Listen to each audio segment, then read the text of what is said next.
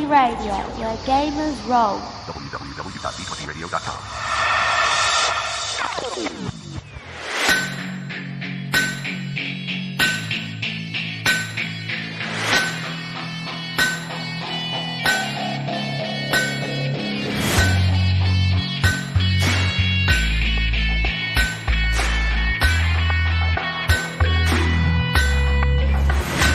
Welcome to The Forge.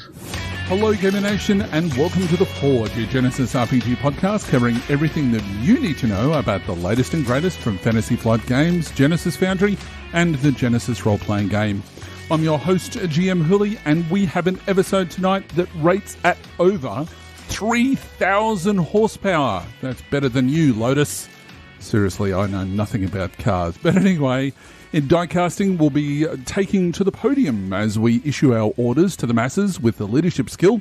In the furnace, we continue our multi-show discussion on vehicles in the Genesys role-playing game with a look at the points to consider when running vehicle combat. In Breaking the Mould, we'll be talking to a special guest with another special guest who'll be your co-host, who'll be joining us, as well as we'll be discussing a setting available on the Foundry that I hope will be familiar to you all. And of course, we'll be answering your games and rules questions in Under the Hammer. For now, however, let me introduce you to the guy who, while we're all enjoying lockdown in some form or another, is playing arcade games on an actual arcade machine in his living room, no less. That sounds amazing. It's GM Chris. Chris, happy birthday from last week, man. Well, thank you very much. Thank you very much. It was an interesting birthday, to say the least. Because it's like completely something that I don't think any of us really expected to be in this sort of side of things in the world, that's for sure. Did you have a good day? Yeah, it was a good day. It was a very good day. My 9-year-old daughter baked me a birthday cake all on her own, entirely from scratch. Wow, nice. She did a great job too. She did great. Excellent. Yeah. How you been, brother? You handling the COVID-teen okay? Yeah, all right. I'm pretty lucky because I'm still going to work and pretty stressful, but I'm okay. Family's okay, and we are all COVID-19 free. So very, very good there. Good to hear. Good to hear. It goes without saying, we can't talk about it before we get on. Although a lot of our listeners, a lot of fans, a lot of members of the community are being seriously affected by COVID. And a lot of people have lost their jobs. Yep. A lot of people are dealing with sick family, or and some have experienced some death. Yeah. A dear friend of ours, both, Hooley, actually had an aunt die from COVID here in Dallas. It's awful. All we'll say, guys, is that it's rough, but we're together. We're a community, and our hearts are with you all. Wishing you guys nothing but the best so we can all get through this safely and easily as best as we can. Yeah. I don't know. I've been turning to a lot of entertainment to get me through this, including podcasts. So yes, absolutely we have. I think we've all been there, Chris. But also, look, I'd just like to add my comments very, very quickly. So from across the pond on this side of the planet, the whole world has been affected by this crisis. So I just hope from me to wherever you are, that I hope that you, your family and all of your loved ones are also safe and well. And I know that a lot of you have also been sort of like suffering, not necessarily from the actual COVID itself, which is horrible, but also because a lot of us are all in lockdown, and that's, when it comes to gamers, that's a really hard thing to do for them.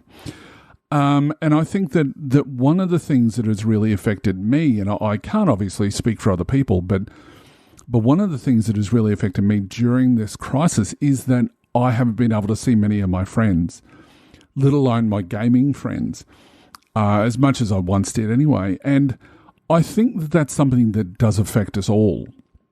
So, there are means out there if you haven't tried it already. And the way that I've been dealing with it is through the use of Roll20, which, to be honest, is nothing but a heaven send. I've set myself up with a pro account now, and I've been running some sessions and, delving into that. which has been a lot of fun. So, if that's the only way we can game, that's the only way we can game. So, it's great. So you're familiar with the Eberron Renewed podcast on the D20 Radio Network, absolutely, right? Yeah. So they're preparing a new Eberron campaign, but in the interim, they've been doing a bunch of one-shots. And I got the privilege to actually GM a Genesys one-shot for them just this past Sunday. Oh. Or I guess about a week ago now.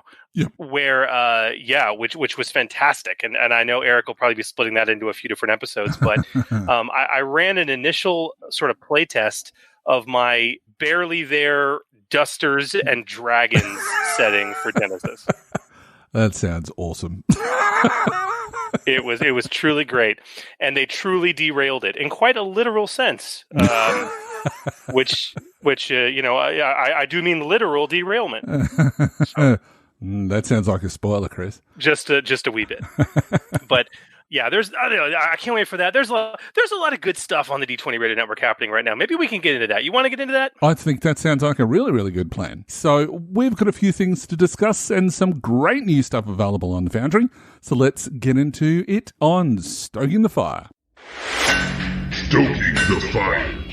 And welcome to Stoking the Fire, a segment dedicated to letting you know all there is to know about the releases from the Genesys Foundry and the Genesys Role Playing Game.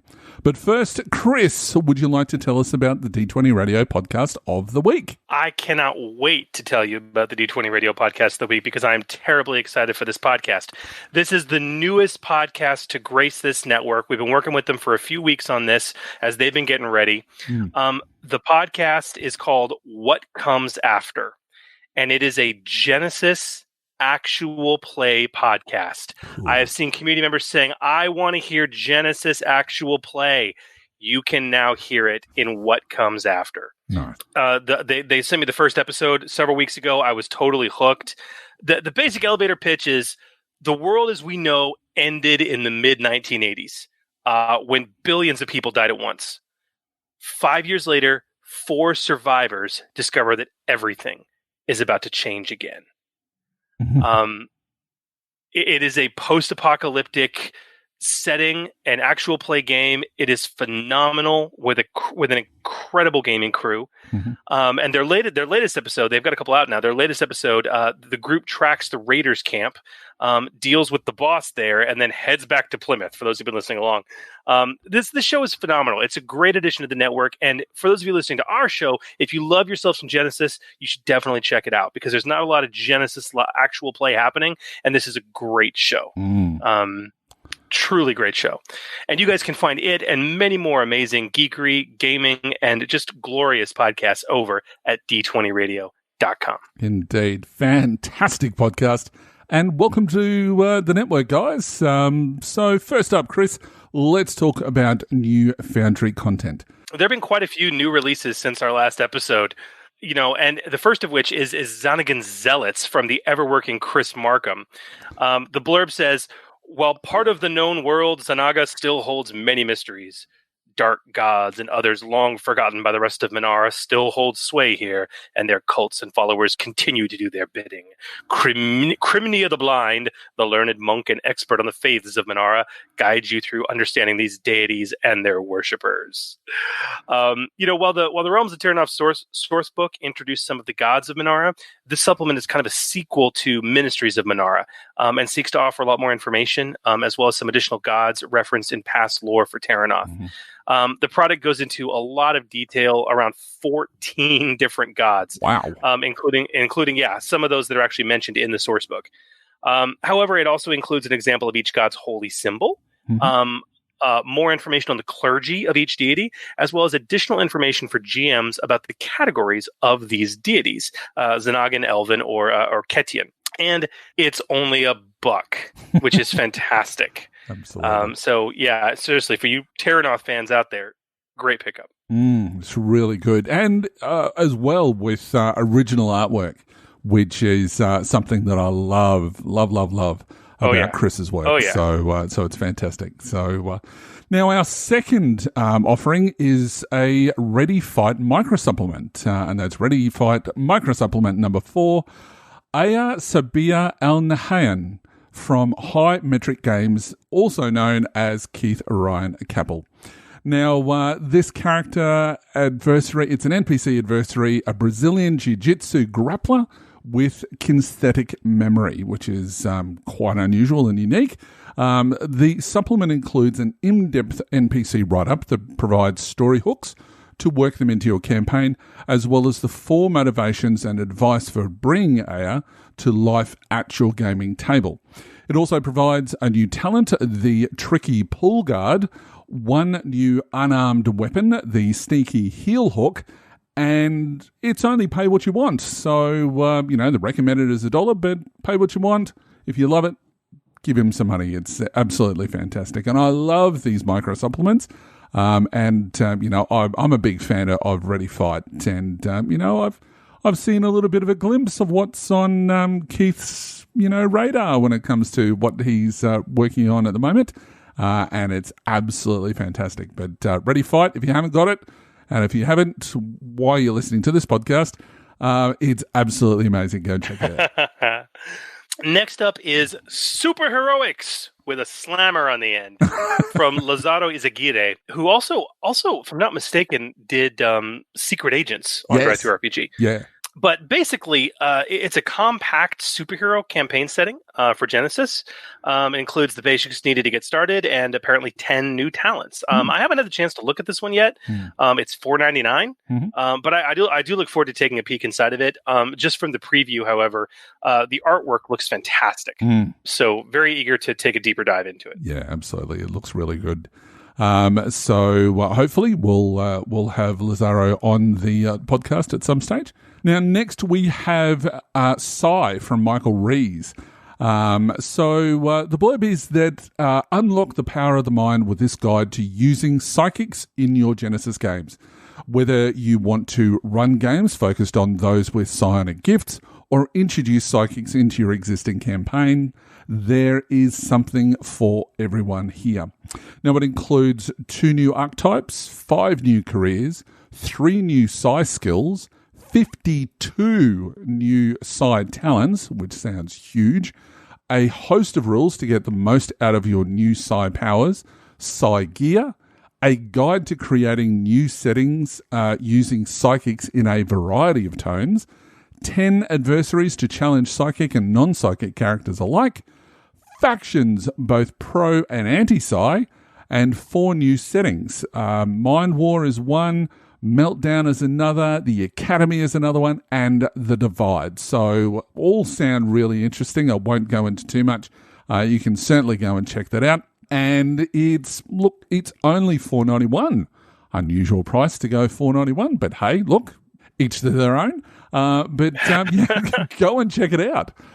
It certainly looks fantastic, and there's a lot of content there. So looking forward to checking that out. So you can find these and many more great Genesys Foundry content over at drivethrurpg.com by simply performing a search using the words Genesys Foundry. Yeah, very cool. I have to say, I'm excited to read this. I'm a little miffed because I know you and I and a couple others have been working on our own psionics handbook, but the more the merrier, right? Yeah, absolutely. Absolutely. He managed to get it out before us. We've just been too busy. It is what it is. Very, very, very excited to dive through this, and good on him. Yeah. But you guys can find these and many more great Genesys Foundry content over at drivethrurpg.com simply by performing a search using the words Genesys Foundry. And while you're surfing the web, why not jump over and become a supporter of The Forge by joining our Patreon? For as little as $2 a month, you can access our dedicated Discord server where you can interact with our fellow Forgers. Wait, we tried that last episode. Well, yeah, we did. No. Actually, I think that somebody online, I think it was on Facebook, Rob Armand, that's right, and he called it Gene Smiths. That's pretty cool. Genesmiths. Genesmiths. Yeah. See, I like that. That's cool. I like that. I do like that. Yeah, that's not bad. That's not bad. But if you want to be a Genesmith, again, we have that very low tier. But honestly, if you guys really enjoy what we do, higher tiers provide a priority for your game and rules questions on the show. With our largest tier, not only providing you with a special thank you at the top of the show, which you guys no doubt heard, but also a special monthly get together with either myself or Hooli to discuss your Foundry product or campaign. But no matter what, anything you guys can spare to show your support to us is really appreciated. All of your donations to Patreon do help the podcast directly. They pay for our server fees, they pay for our equipment, they pay for our licensing of various softwares to allow us to produce this show so we can continue providing you with the excellent regular Genesys content that we've been doing. Absolutely. And so, Gamer Nation, join the Forge community by becoming a supporter at Patreon/Forge Genesys. All right. Whoa. Hang on, Chris. I'm getting a new set of orders through. It seems to be from Command HQ, and they're telling us that it's time for some die casting. Die casting. The Forge podcast is all about bringing new creations to the table, and the Genesys RPG provides us with a powerful set of tools to do so, specifically through skills and talents. The die casting segment is about closely examining individual skills and talents and how they relate to the creations you craft. Now, last episode, we took a dive into the shapeshifter talents in Realms of Terranoth and their transformative effects on both players and games. And we also took our own stab at creating some additional shapeshifter talents that added more teeth to the shapeshifting whims of eager lycanthropic PCs. Tonight, however, we are going to turn our discussion back to skills based on a recent listener request.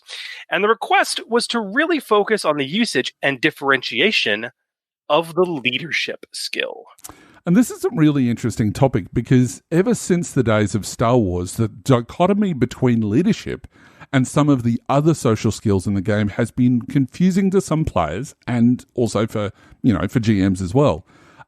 Maybe it's the innate training that D&D taught us with persuasion, deception, and intimidation. But the addition of negotiation and leadership can be a sticking point for many who play the game. Now, way back in episode 10, we talked about negotiation. But to round out the social skill discussion, we're going to take a deep look at leadership.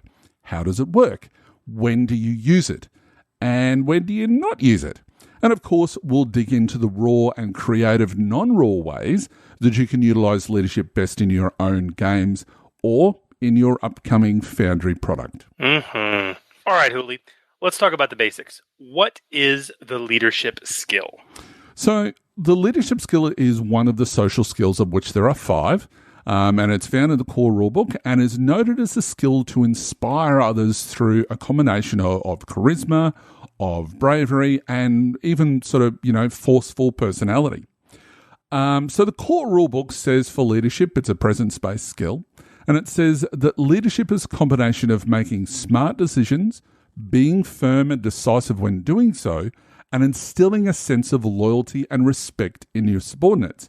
Leadership also represents your character knowing the right decisions to make when authority is called for. Obviously, military commanders rely on leadership, as do politicians, business owners, and even crime bosses. Now, leadership is a skill to get others to do what you want them to do for sure, but it's from a position of authority, whether that's the real authority or perceived authority. In other words, it's about giving orders and having those orders followed. But leadership is also strange, Hooli, in that in some ways it's more than a social skill. Like, as the description clearly lays out, it's not just about giving orders people follow. It's about simply knowing the right decisions to make in the first place, which I think a lot of people miss, and we'll talk about this. In other words, it's more than influencing others to do your bidding. It's also, for lack of a better term, the decision-making skill in terms of even knowing what the right decision should be. True. And that puts leadership in a very strange class of skill compared to something like charm or deception or coercion. Now, the book does give some solid example of when to use leadership. To rally allies who are suffering from fear, to convince a crowd of citizens, to take political action, to lead troops into battle and ensure that they follow your orders in the first place, convincing a mob of rioters to stand down and return to their homes without threatening violence or consequence. But, we'll come to that later on. Now, Hooli, what all those examples from the book have in common is 3 things. 1, you are using your force of personality to influence, okay? Not necessarily your charisma, but that plays into it, but it's more your force of personality. This is why presence is the characteristic key to leadership, all right? But this is very different from charm. General Patton had extremely strong leadership, but no one would ever say he was a great charmer. All right. Yeah. Again, he's still using his force of personality to influence. 2, usually, though not always, leadership is used to influence more than one person. It's used when you need to influence a group. Yep. And 3, leadership is not flattering. It's not cajoling. It's not lying. It's not negotiating. It is simply using logic, reason, and most importantly, perceived authority to influence. And authority is the key here, and what really differentiates leadership from the other social skills, Very good points. Now, the book also gives us some great examples of what leadership is not used for. So if you are threatening to hurt or kill someone if they don't obey, now that's going to be coercion. Simple. If you're trying to convince someone to do something simply by being friendly or appealing to their better nature, that's charm. And if your character has formal authority and issues routine orders, especially outside of combat or stressful situations, if there is no good reason to obey your character and your character has, the rank, station, or to issue orders, then others are simply going to obey most mundane commands automatically without making rolls.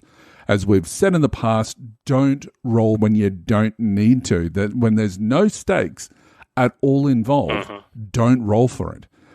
It just automatically happens because, that's the nature of things. You want to speed through the process as best as you possibly can. Unless it means something, don't have them roll. Simple. Exactly.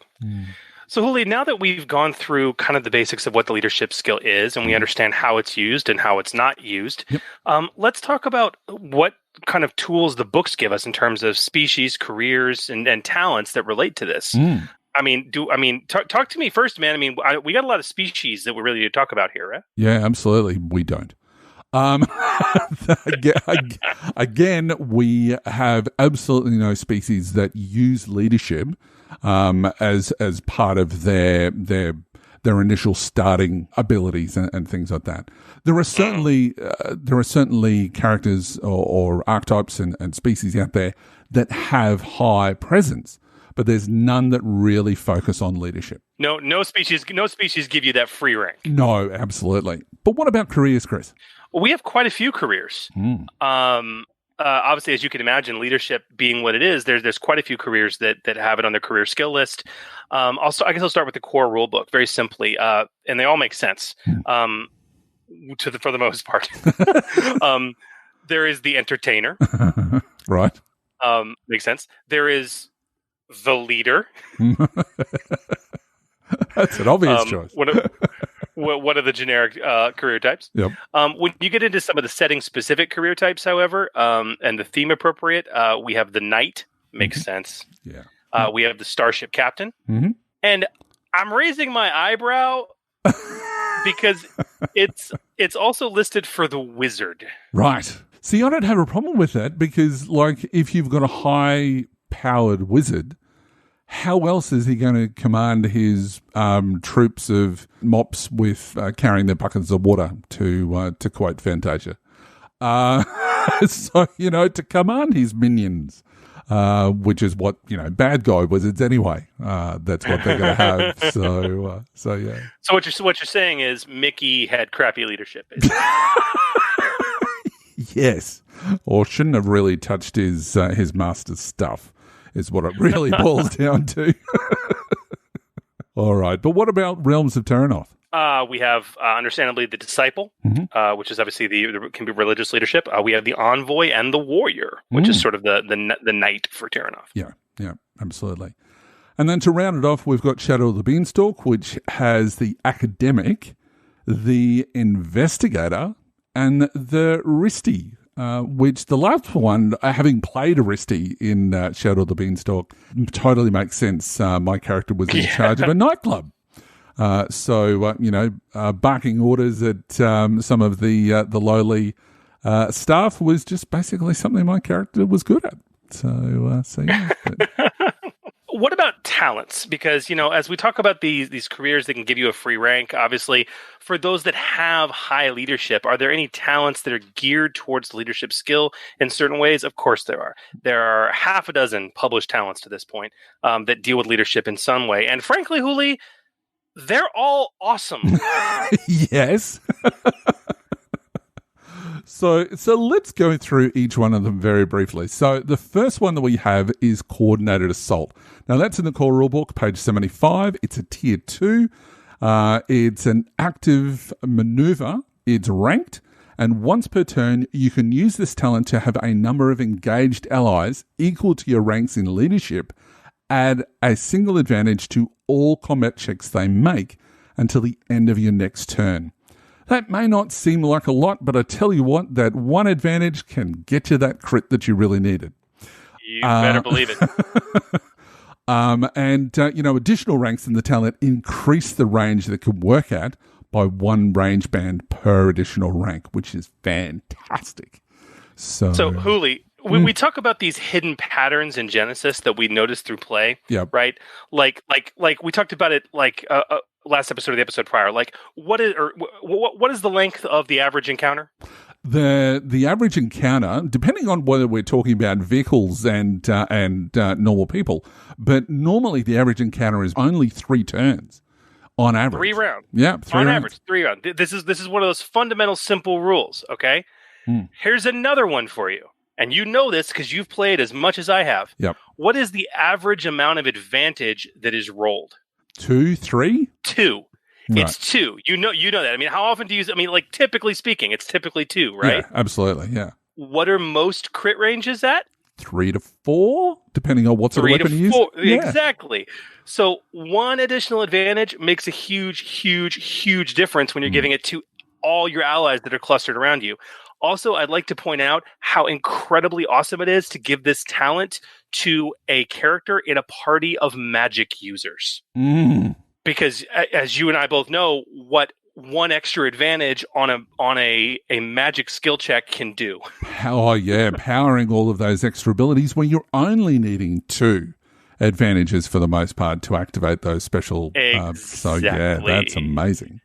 Not to mention strain recovery. Yeah, oh, yeah. Good point. Very good point.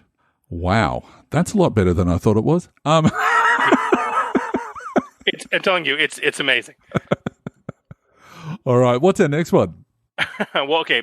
We'll cover them both together, actually. This would be the inspiring... actually, there's 3. The inspiring rhetoric tree. Yep. So inspiring rhetoric, core rulebook, page 75. It's a tier 2 talent. Holdover from Star Wars. It's an active talent, requires an action. It's non-ranked, and you know it, you love it. If you've been playing Star Wars in any amount of time, you know it. You make an average leadership check. Every success you generate allows 1 ally in short range to heal 1 strain. Yeah. And then for each advantage you generate, 1 ally that's benefiting from the talent can heal an additional strain. Right. It's always, though, been the stepping stone to improved inspiring rhetoric, tier 3, page 78, core rulebook, where all allies affected by inspiring rhetoric also gain a boost die for a number of rounds equal to your leadership rank, which is that is the buff talent, the core buff talent in the game. Yeah. And then of course there's supreme inspiring rhetoric, tier 4, page 80 of the core rulebook. Basically, for the cost of suffering a single strain, you can use inspiring rhetoric as a maneuver instead of an action, which is ridiculously worth it. Means you can do other stuff as well at the same time. It's very, very cool. And what are the last 2? So we've got, again from the core rulebook, we've got Field Commander, which is on page 78. It's a tier 3. It's an active action required to activate type of talent. It's non-ranked. Make an average leadership check. So that's pretty simple if you've got tier 3, if you're doing it right. If successful, a number of allies equal to your presence may immediately suffer 1 strain to perform 1 out-of-turn maneuver. I've seen this used so many times when I was running Dragon Squadron that it was insane. It was fantastic. Highly worth it. And its improved version is better again. So it's in, again, core rulebook, page 80. It's a tier 4, so it's not too far off its younger sibling. It's a passive ability. It's non-ranked, and when you use Field Commander, you affect allies equal to twice your presence, and you may spend a triumph to allow one ally to suffer 1 strain to perform an action. That's an action. That's nuts. Instead of a maneuver. That's amazing. Crazy talk. Yeah, it's absolutely amazing. It's one of those things where if you've got a serious leadership-focused character, between the inspiring rhetoric trees and field commanders, which it can take them a while to get them all, but they can be one of the most powerful support characters you've likely ever played. Yeah, I mean, you literally are doing battlefield control and massive buffing. It's truly tremendous. Yeah. And there isn't a lot of strain spending there at all. So you just keep in the background and keep running all of these abilities, and the rest of the party will love you. Simple. Oh yeah, it's great. If you can get to improve, if you can get to supreme inspiring rhetoric, which is where you're gonna have some strain costs to come in, and then you can get to improve field commander as well. So I mean that's up there, 2 tier 4s. That's quite advanced. Yeah. But I mean at that point, you can spend a maneuver and an action each round to pop both these. Yeah. And you're affecting all allies on the field typically at that point. It's truly amazing. Nice combo there, definitely. Mm-hmm. But what about gear? We've got a few little pieces of gear, don't we? Yeah. There's not a whole lot that affects leadership, but it is worth talking about. Yep. The first, definitely fantasy themed, but the fine cloak on page 146 of the core rulebook, a fine silk or embroidered wool cloak that protects you from the elements, but more importantly, elevates your stature in the eyes of others. And it allows you to remove 1 setback die, actually, from any charm, deception, or leadership checks that you make. It's also cloned as the fine cloak in Realms of Tyranoth, page 100 for the Tyranoth setting as well. Very, very cool. The one that I like the most is the Gilded Armor attachment, which is in Realms of Tyranoth, page 107. With little practical purpose, nobles like to adorn their armor with gold leaf. With it, your character adds a boost die to any charm, negotiation, or leadership checks. Nice little add-on boost. I love boost die. I can't speak more highly enough about them. Actually, my favorite piece of quote-unquote gear, if you can call it gear, is it because it's a Gmod, in it so far is actually the Geno-sculpted physique body modification. Shadow of the Beanstalk, page 108. And basically it's a Gmod that is, you have the body of a star athlete or a model or a Greek god, basically. But what I love most is the effect. I love the effects of a lot of the gear in Android. But with this Gmod, you can suffer 1 strain before making a charm or leadership check. And if you do that, you automatically add 1 extra success to the results of your roll. Wow. Which is great. Free successes, free advantage. You got to love them. Yeah. Absolutely. Okay. That may have, that's pretty good too. Let's talk about advantage, triumphs, threats, and despairs, which is something that we like to do. So for advantages, to use them when a leadership check is made, for those who are following your orders, advantages could provide boost die on checks that they need to make in the following turn. When you've got things like the talents that we described before with Inspiring Rhetoric, and even if you don't have any of those, you can still, and I've seen plenty of players do it, they will just go, can I make a leadership check to give some inspiration to people? That they can use the leadership to get those advantages to then pass on those boost die. So very, very useful. Triumphs. As usual, this could be a major success of unexpected proportions, such as, like attracting loyal followers who stay with you for a time or begin relaying your orders to totally separate groups. Alternatively, as I just mentioned, it could upgrade the checks of those following your orders. So, very, very helpful. Some base uses of triumphs there. But what about threat and despair, which are always my favorite? Well, for threat, it's similar to combat. Threat could represent you suffering strain. And for leadership, this makes a lot of sense, actually, being drained after an impassioned or maybe a nerve-wrenching speech, or maybe if you do poorly from embarrassment. The other thing, too, is, if you have shaky leadership, maybe you can convince someone to follow your orders, but they're not too convinced of their efficacy. Therefore, I love using multiple threat to force setback dice onto the checks of those people who are carrying out your orders. Very cool. But all of that pales in comparison to the fun you can have when you roll a despair on a leadership check. Yep. This is the fun stuff. Because despair, when you consider what leadership is and typically what you're trying to do with it, this can represent a complete break in ranks and leadership. And quite frankly, on a failed check, could even be full-on mutiny. Oof. Whether troops or a mobbed crowd could actively retreat, with despair on a failed check or run for their lives or even attack you. And even on a successful check, if you've rolled a despair, it's like, because of the way leadership works, where it's not just about getting them to follow your plan, it's also about having a good plan to begin with. Yep. On a successful check with a despair, you've convinced them, but guess what? Your plan sucks. which mechanically could manifest as difficulty upgrades on your followers' checks as they struggle with this ill thought out plan. Or you just did a less than optimal job of explaining it, meaning they're having to struggle to implement your instructions. Yes. Absolutely. So, yeah.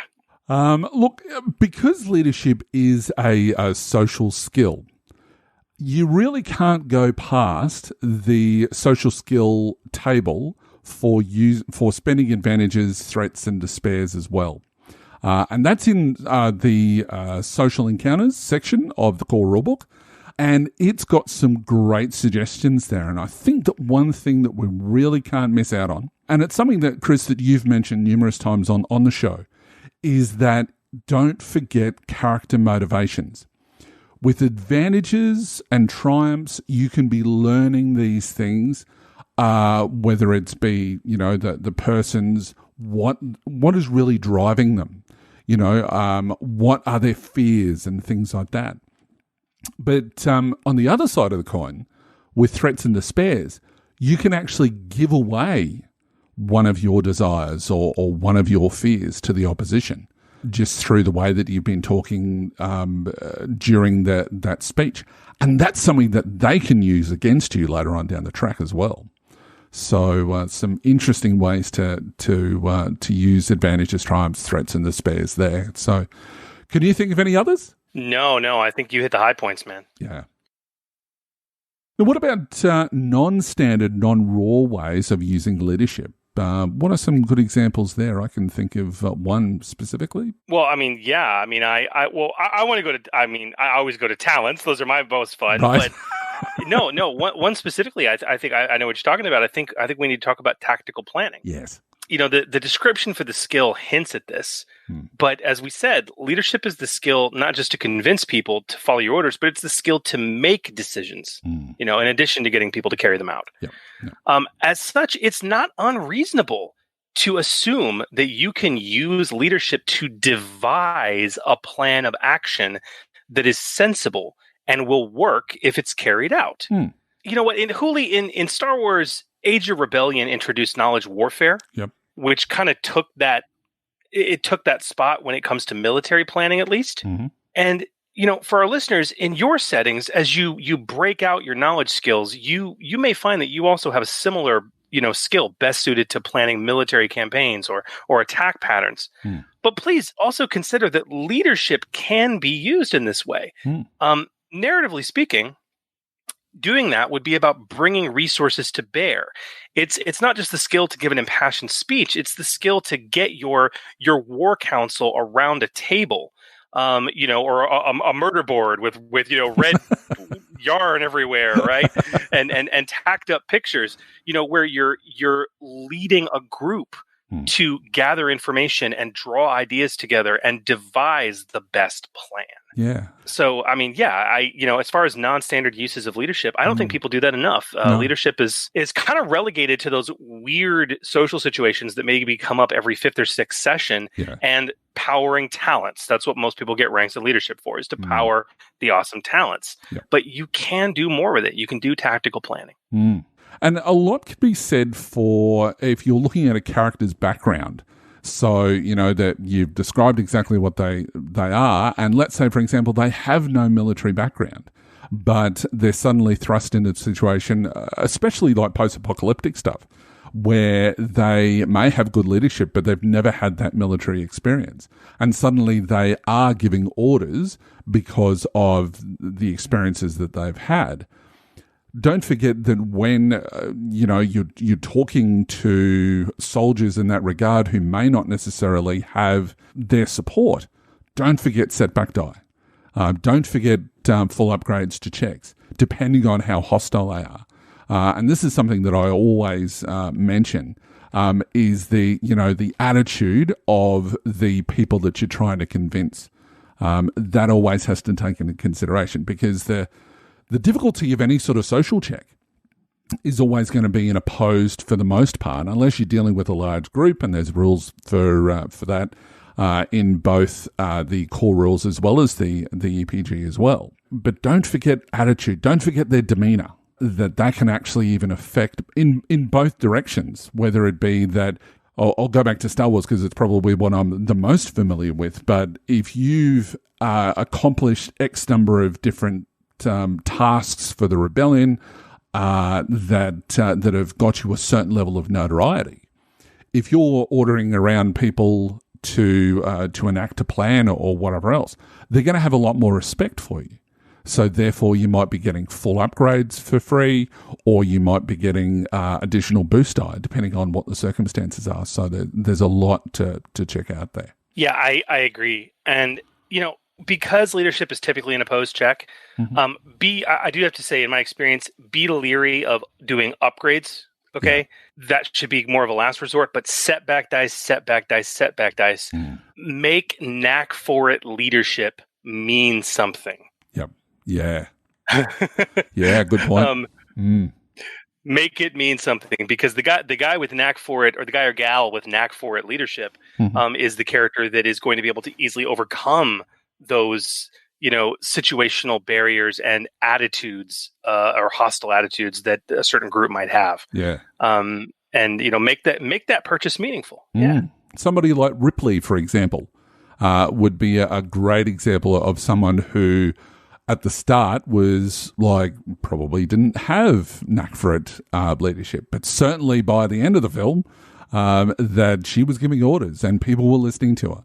And she was probably getting some boost die thrown in there as well because of what she'd done, and they now suddenly were believing everything that she was saying, rather than it being, yeah, sure, likely there's people bursting out of people's chests. That's crazy talk. So, but anyway, of course, the easiest way for non-raw uses of the leadership skill is, as normal, custom talents. Now, as we've mentioned earlier, there are 6 talents exclusive to the core rulebook that deal with leadership. So as we do, let's look at a few new talents that we've created for those leaders and inspiring authority figures who love to get in there amongst the trenches. So, Chris, what's our first one? Oh, buddy. So our first talent, I love this, is called Social Influencer. It's a tier 2. It is activation is active, action, and it is non-ranked. Once an encounter, you can target an engaged ally and perform the social influencer action. No check is required. That ally will automatically add a number of advantage equal to your ranks in leadership to the results of the next social skill check they make that encounter. I really like coordinated assault. Yep. But it applies, I wanted something that would apply in a non-combative situation. Right. And I also really like the idea of a talent that represented leadership assisting another character without direct action, in this case meaning an actual check. Right. Just literally the glow of authority and leadership that's wafting off your character basically rubs off on an ally, making their job easier. Yeah.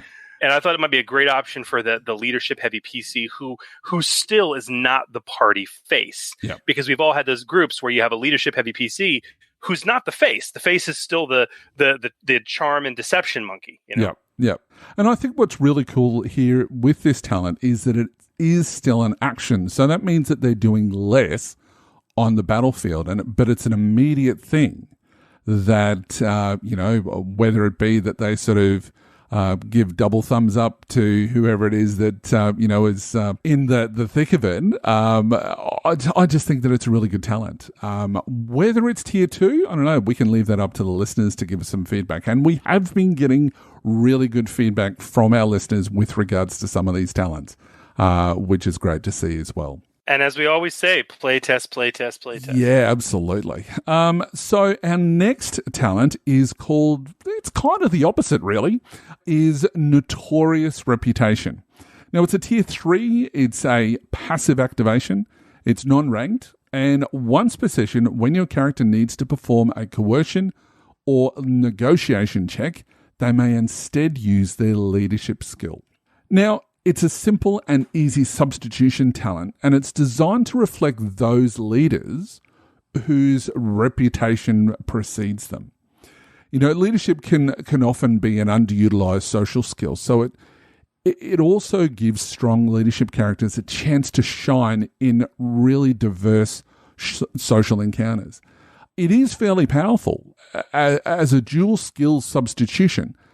So this was we really had to balance it to make it that tier 3 position, and the once a session limitation is also sort of it's double limiting, I guess. And after all, your reputation can only precede you so far. You can only push that point so many times before it just gets old, is what I'm saying. So yeah. Yeah, I think doing a substitution talent like this without a story point expenditure or a strain expenditure is risky. But I think costing it as a tier 3 and then just making it a once per session thing, it keeps it from being overpowered, I think. Yep. Now, our last talent that we suggest is Coordinated Assault Improved.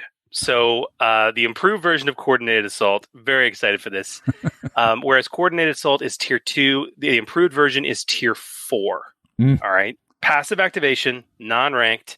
Of course, your character must have purchased at least one rank of the Coordinated Assault talent to benefit from this talent. Yep. When your character uses the Coordinated Assault talent, you may instead grant affected allies a success to all combat checks they make until the end of your next turn, instead of advantage. Coordinated assault, they still have to be engaged, right? True. Yep.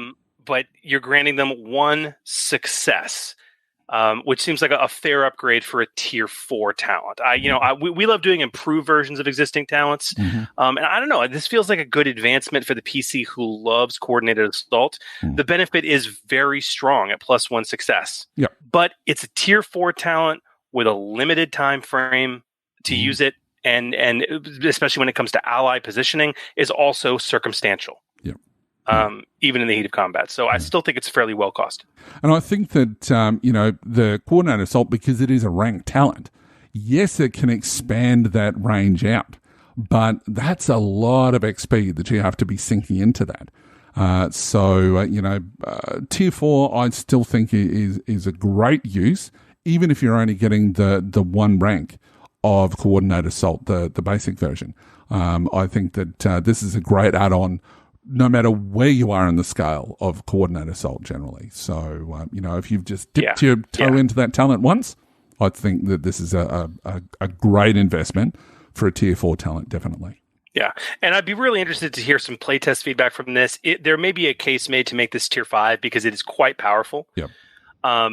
If you have multiple ranks, but I think playtesting has to bear that out. And to that end, as we do with all of our talents, guys, we've created these, but they haven't been playtested. We've created them for the show. So we actively invite you guys to get these talents on the table, playtest them, and give us your feedback so we can adjust them. And Hooli, if people want to see a written version of these talents, where can they go to find them? Absolutely. They can go onto our website, which is forgenesis.com, under the resources section, where they can find all of our previous episode show notes that have things that we've created on the show in a written form, easily downloadable in PDF format, and it's totally free.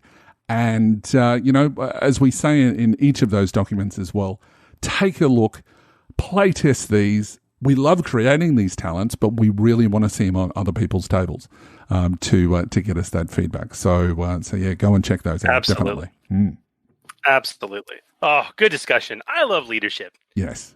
It's underutilized. We had some strong leadership usage in my most recent game of Genesis, playing through Roll20 of Dusters and Dragons, and we had some fun.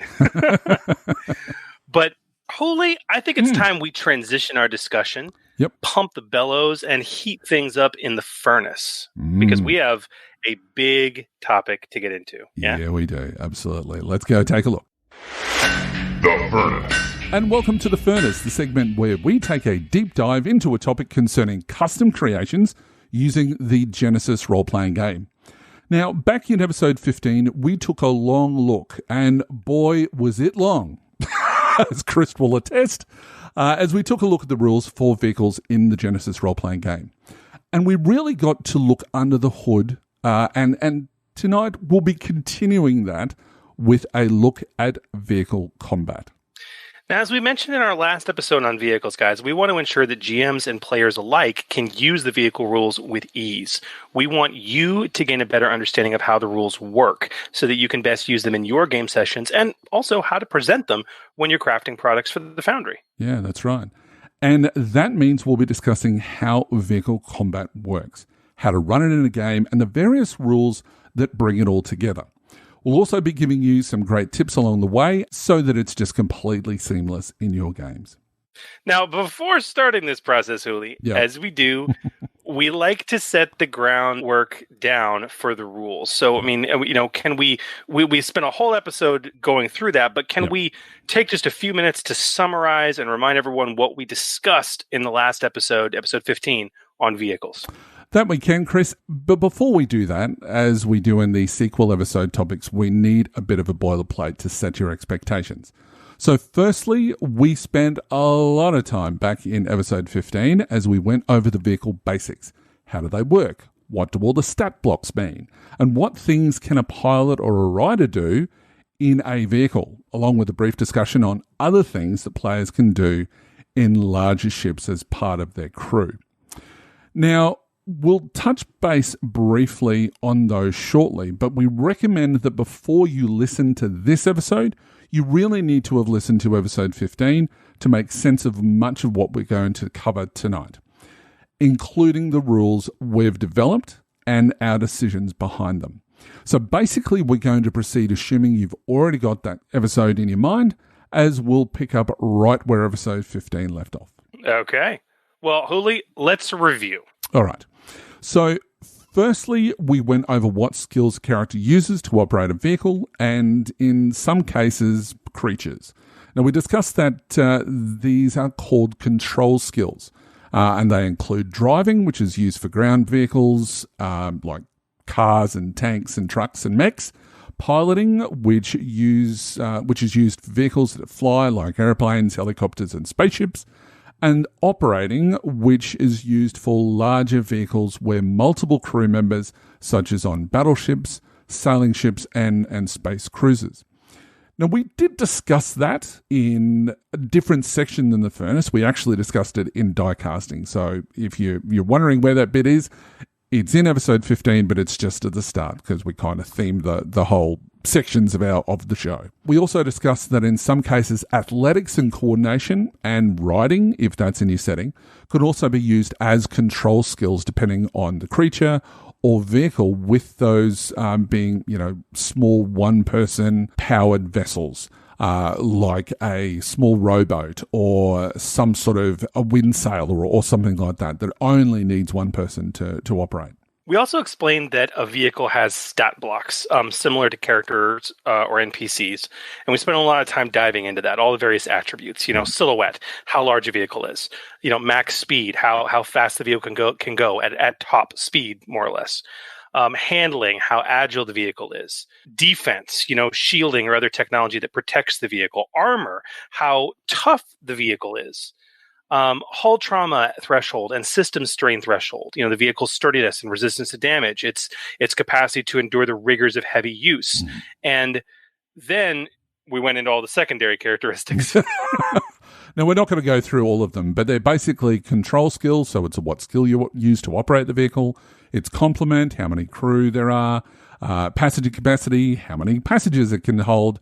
Its consumables, so how long it can last out there without replenishing itself or without needing to be replenished, unless you've got one big giant robot that does everything itself. Anyway, you've then got encumbrance capacity, so how much it can carry, the price and rarity, how much it costs, how hard it is to find, and then the weapons, bang, bang.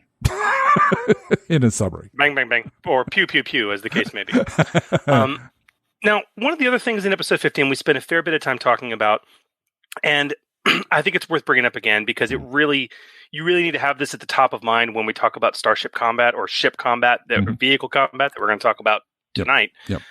We talked about range bands, which is how far away things are from each other. Now, this is something we're going to also discuss in depth later in this discussion as it pertains to our own special rules. Mm-hmm. These range bands, again, are split into 6 categories. We have engaged, which is this sort of special type of range band within short.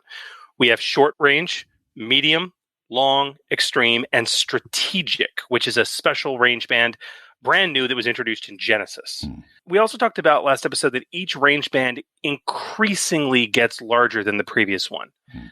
Engage lies within short range. Medium range is larger than short range. Long range is, larger than medium, et cetera, et cetera, et cetera. Mm. And these range bands are, like many things in Genesys, very abstract. And what I mean is that by plotting them out on paper is really unnecessary and is seen by some as a detriment to the game. Although a lot of us are able to do it successfully with maps. But yeah, absolutely. I'm a huge fan of using maps because I love how maps look. Yep. And I'm just able to say, from this end to that end of the map is, long range.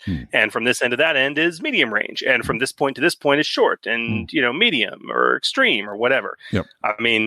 How do you handle that? Well, look, I've got a different way of doing it, and we'll talk about that later on.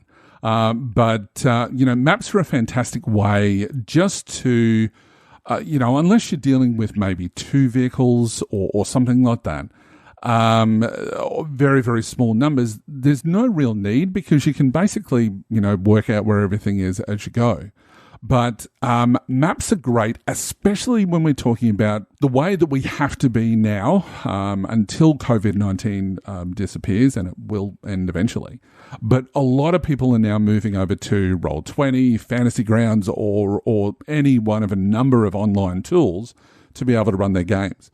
So when people are talking abstractly, it can be a little bit easier if you are using maps.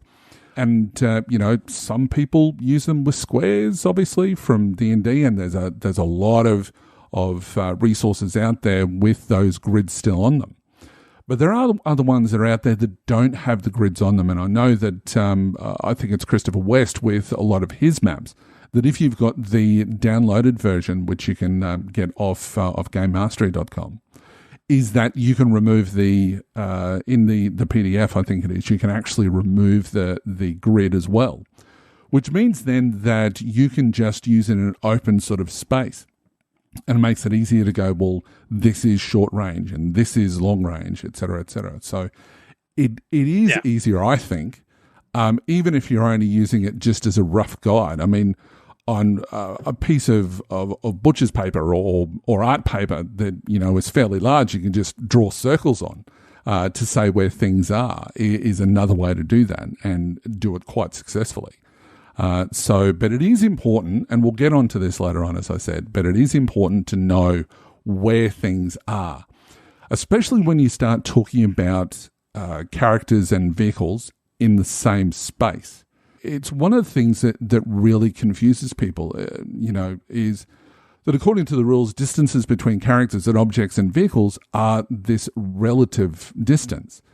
And this is talked about on page 107 of the core rules, where they have an entire sidebar on the top right of the page, which covers off on this notion of relative distances. And it's something that that if you're using a map, it can really help you so that you don't have to necessarily think so abstractly. And, abstract thinking is not for everyone. And we have to be mindful of that when we're on a table with people who just can't, for whatever reason, visualize that space and need something to show them. Yeah. So, Chris, explain to us a little bit about this relative distancing that they talk about in the rules. Yeah, I mean, it's when you play, it is a ridiculously easy concept to understand. It's hard to describe. Yes. And so when you read it, that's where a lot of the confusion comes in. I mean, as Hooli said on page 107, the term relative, when they talk about distancing, means things that are relative distance to each other. So I think about it this way. If a character is medium range from two objects, one blue and one red object, both objects are on the other side of a large hangar, okay? If the character moves towards the red one, their position changes relative to the blue one. It's very simple logic. Yeah. So if I take two maneuvers, two move maneuvers towards the red object, maybe now I'm engaged. I'm now, having taken two move maneuvers, I'm engaged with the red object. Move number one, medium to short, move number two, short to engaged. Yeah. However, I've moved away from the blue object, so I'm now at medium or long range from it. Yeah. If that makes sense. Yeah, that's not confusing at all. Look, it is something which is really hard to describe, and it's always something that I can teach at the table. And I've had some difficulty in explaining this process to people online. When you've only got a voice medium and you don't really have, unless you're using something like Roll20 or, one of the other ones. I just use Roll20, so that's what I'll refer to, but I'm meaning everything else. I'm not just being biased. That's just what I've chosen to use. So this process does confuse some players, and we'll get back to that a little bit later, as I said, and I've got a very, very simple fix, which does make so much more sense. It wasn't just my idea, I've got to point out, and it's been one that's been done in other games as well, but it's really, really useful, and it can save you a whole heap of hassle. Many people will know it back from when I was involved in the Dice Pool podcast, and it's called Zones, but we'll get on to more of that later. But for now, all that you need to know is that it takes a number of maneuvers to get from one range band to another. The greater the distance moved, the greater the number of maneuvers it takes to get there. And it's also when you move away from one object and you move towards another object, obviously the other object that you're not moving towards is going to be moving further away. So it means that the range band is going to increase. It's as simple as that. If I'm on the football field and I'm standing in the middle of the football field, I am at long range from both goals. Right. Okay. If I move towards one goal and I'm now at medium range to that goal, I am obviously further away, extreme range from the other goal. Right. That's all we're trying to say. Very good. Okay, so I think that pretty much covers off on that. Now, we got to spend time. We're really spending time reviewing range and movement guides because it really matters for combat. And one of the things we also touched on back in episode 15 was the fact that, as opposed to Star Wars, characters and vehicles share the same space. No pun intended. The difference, though, is that vehicles move in range bands while characters move in these segments of movements called move maneuvers. And, we then talked about speed and forced movement. The current speed of a vehicle determines how many range bands a vehicle travels, with a fantastic table on page 221 of the core rules that was modified in the last errata from FFG.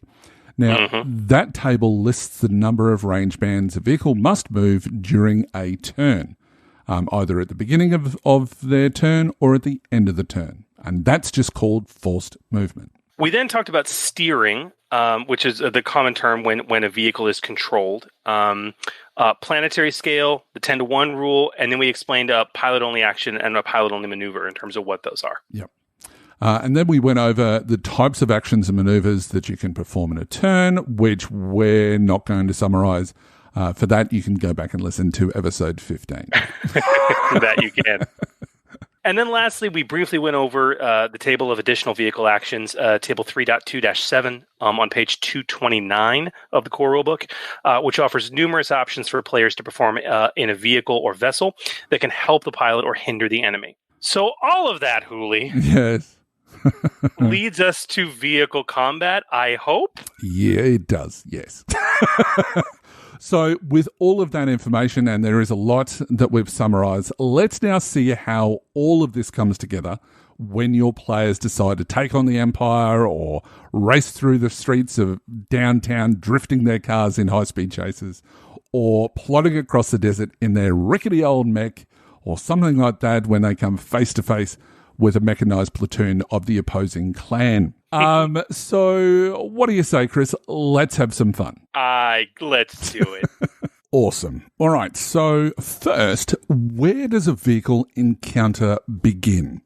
So if you are running a campaign or a story or even designing an adventure for the Foundry, for example, where do you start? Now, I think that probably the best way to describe this is to talk about some really cool scenes that we see in TV, that we see in movies, that really sort of encapsulate vehicles and show them, moving at breakneck speed through difficult terrain and stuff like that.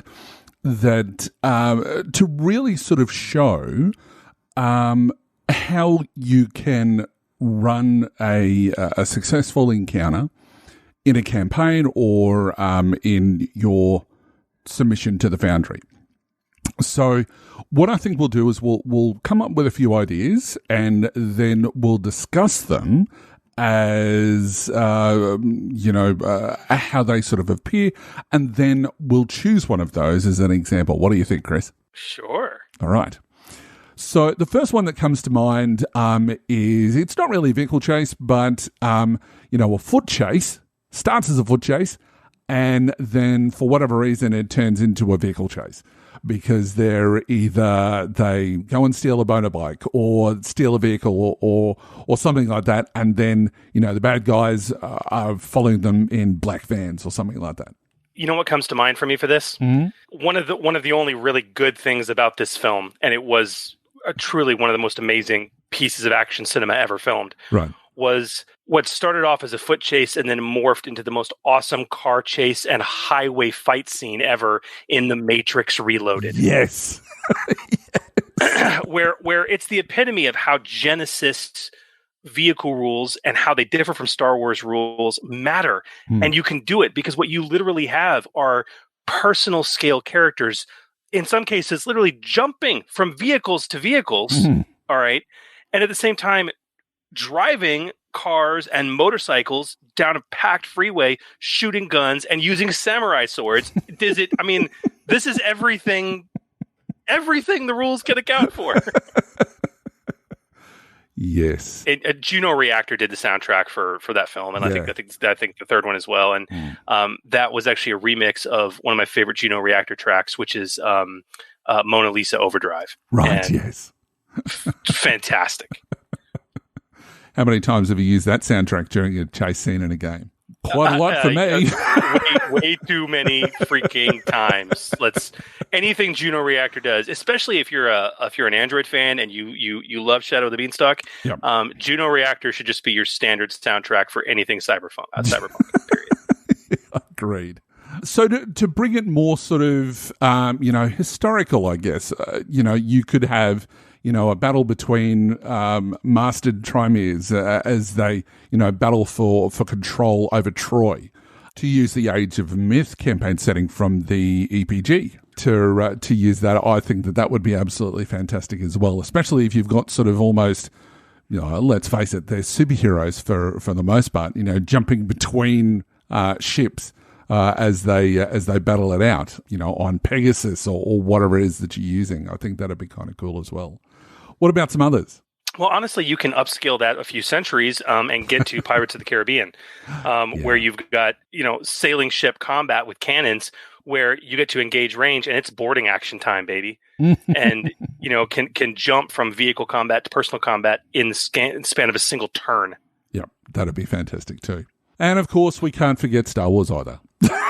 Because, battles over planets and, for control of different things, you look at the likes of the latest episode of Clone Wars, no spoilers, is absolutely fantastic. So, that's any of the big battles from Clone Wars is a perfect example of where you could start a vehicle encounter, where they're, coming in at hot, into the planet, and then all of a sudden the planetary defenses start kicking in.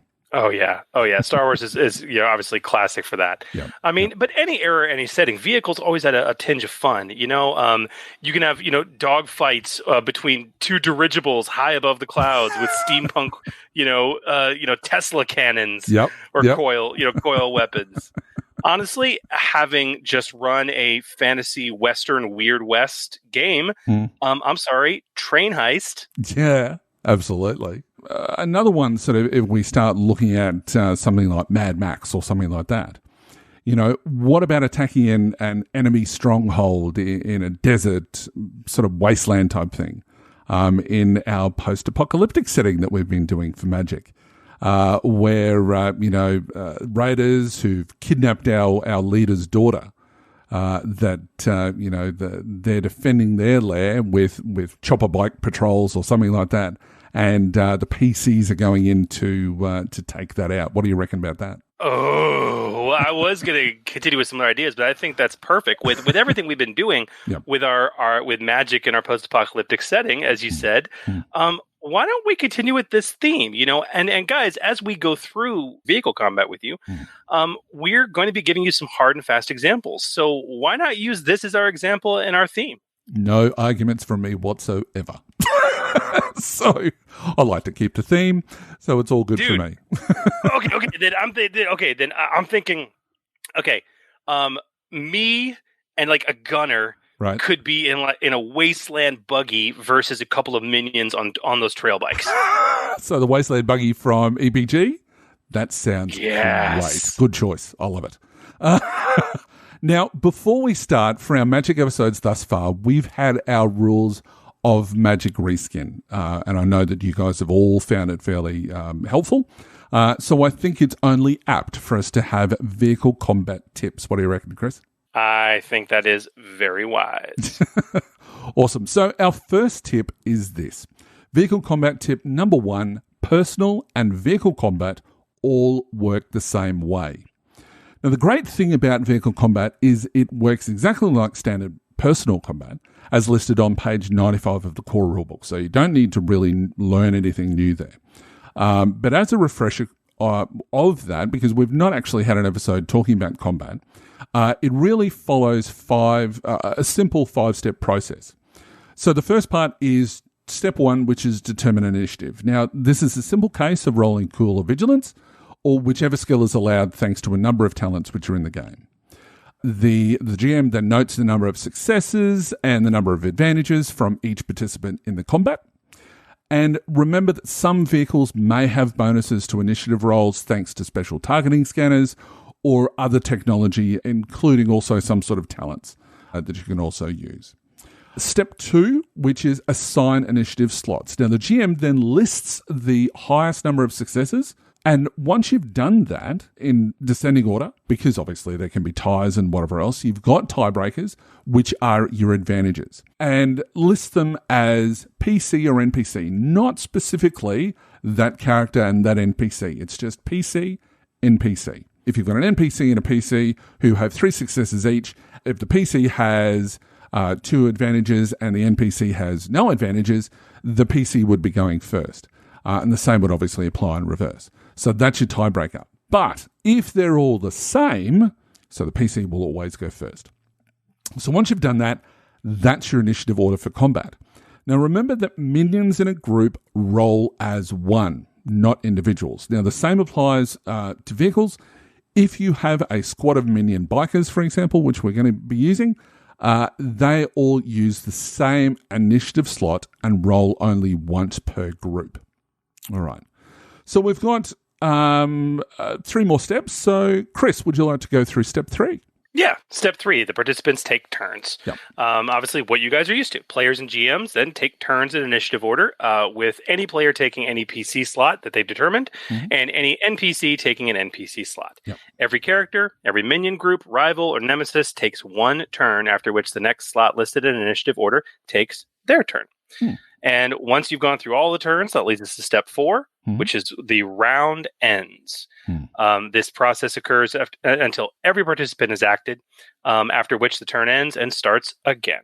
If there are more opponents left or the PCs are not yet eliminated, you go back to step 3. And eventually, the encounter ends. Step 5. Once every NPC is eliminated, surrenders, or is incapacitated, or the same applies to the PCs, the encounter typically ends. Right. Hooli, this is all how a turn operates, but everything we've just said shouldn't be a shock to anyone who's been playing the system. It's pretty much identical to personal scale initiative and how you start combat.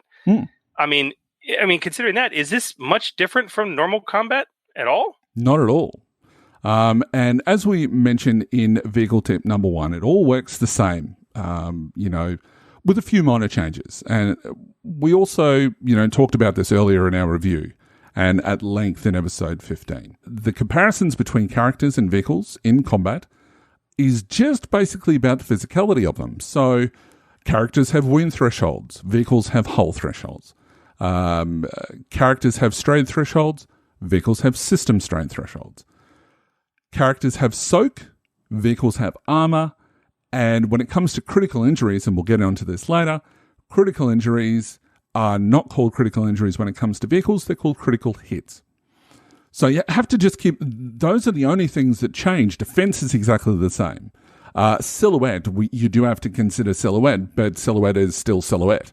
There's no changes there. So just keep all of those in mind throughout the process. But remembering that Genesys is designed more so than Star Wars was, and this is the reason why we always recommend that if you are going to run vehicle combat in your Star Wars game, flip over to Genesys, because it's made it all on the same scale and will make it easier for you. So just keep those in mind throughout that process. So let's use our example of wasteland vehicle combat encounter that we just talked about. And let's start. We roll initiative for everybody, right? Exactly as you would basically any encounter. So, when developing a product for the Foundry in the form of an adventure, or if you're running a game at a convention, and this is something that I've learned from you, Chris, is that you might consider listing the pre-rolled initiative for all NPCs in the encounter.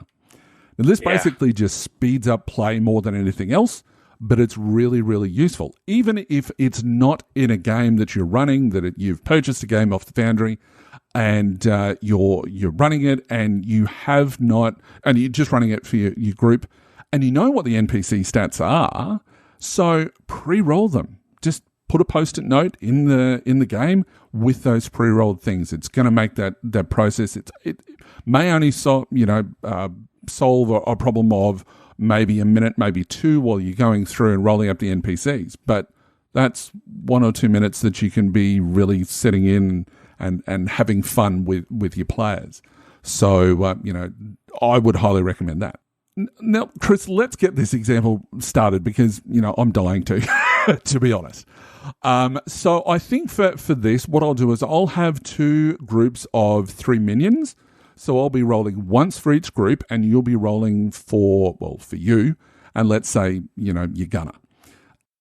What do you reckon? That your character has perhaps an agility of 3, a presence of 2, Okay.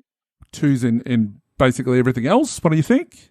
Absolutely. I mean, let's just keep it simple for the purposes of the encounter. I mean, so I want to know agility and presence. Yep. Let's see, for initiative purposes. And then for skills, I'd say cool of 1, driving of 2, and gunnery 1. Yep. Yep. And I think my gunner would have the same stats, but I think her skills would be cool 1, driving 1, and gunnery 2, because she's obviously the gunner. Yep. You know, because we want to track it, let's also give each of us a strain threshold of 12. Yep. Makes sense. Now, my minions are going to have a 3 in agility, a 1 in presence, and they're going to have 2s across everything else. But really, as you said, we only need, for this purpose, we only need agility and presence, and we'll talk about why in a tick. Their group skills, I think they're going to be athletics, because I know what I want to do with them, brawl, driving, melee, and ranged heavy. Whoa, that's a lot of minion group skills. Well, these guys are like the ones who are defending the base. So I feel that's, you know, you're probably, well, I mean, we could go into creating NPCs at a later stage. But that's what I'm going to go with at this point. I might remove brawl if we want to, you know, make it easier for everyone. But you know, each minion will have a passenger, and they're going to be armed with a pipe rifle, which will be from the post-apocalyptic setting in the EPG, and just something simple like a knife, which is out of the core rules. Okay, so let me roll. So you want me to roll for the PCs, Yep. the driver and the gunner, and you want to roll for the NPCs? Yep, sounds good to me. All right, let me get my dice. Right. All right, first roll. Booyaka. Nice. What did you get? First one was 2-2. Nice. 2 success, 2 advantage.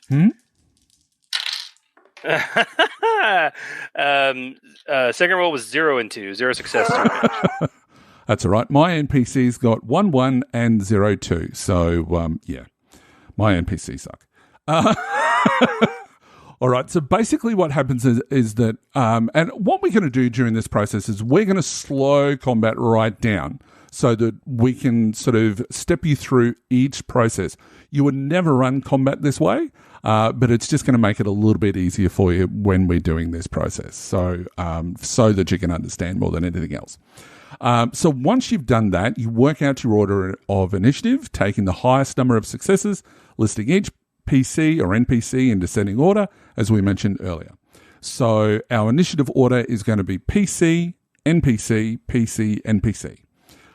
Because even though one of the NPCs and one of the PCs rolled the same, and the tiebreakers for advantages were equal, the PCs are always going to beat the NPCs. Right. All right. So then in initiative order, characters are going to take 1 action and 1 maneuver, or 2 maneuvers to exchange their action for a maneuver, or they're going to do 1 action and 2 maneuvers, and they spend 2 personal strain to take an additional maneuver. Now, when piloting a vehicle, though, you still get to do those things, but you are limited to the capabilities of the vehicle. Now, what I mean by that is that a pilot can only perform 1 pilot-only action and 1 pilot-only maneuver. Now, we did talk about that in episode 15. But a pilot can always perform a second pilot-only maneuver, right? It just causes the vehicle to system strain. Yeah, exactly. Okay. So, you know, vehicles they're basically inanimate objects, let's face it. And so they can't swap out actions for maneuvers like your character can. It's the characters who control them instead who do the hard work, but you can only push a vehicle's engine or their tires or servos or whatever only so far. So all of those components, for want of a better term, represent the vehicle's system strain. So when that pilot performs a second pilot-only maneuver in the vehicle, it causes the vehicle to system strain, no matter whether you take the pilot-only action or not. And if you look at most small vehicles, system strain is a really valuable asset that you don't want to abuse. The other thing to remember here, and this is one of the points of confusion for some players out there, the pilot may have to suffer 2 personal strain if they intend to do an action as well. So it's like if all I do is 2 pilot-only maneuvers in the turn, I'm not going to have to suffer 2 personal strain because I've just taken 2 maneuvers and downgraded my action to a maneuver. Yep. But the vehicle will suffer 2 system strain because 2 pilot-only maneuvers were taken. Exactly. Comparatively, if I do an action and 2 pilot-only maneuvers, the 2 system strain is suffered from 2 pilot-only maneuvers, but I also have to take 2 personal strain because I personally chose to do an action plus 2 maneuvers. Exactly. Okay. So I know that I can move, and I know what it costs to do that. What's next? All right. So the next thing to look at is how fast the vehicles are traveling. And you would work out that obviously at the start of combat, since most vehicle combat doesn't start at a stationary position, although I'll admit that sometimes it can. And we mentioned one of those before where you're in a foot chase and then all of a sudden you jump in a vehicle. Well, you're starting at 0. But that brings me to my next tip, which is vehicle combat tip number 2. Start vehicle combat at speed 2 or less, depending on the max speed of the vehicle.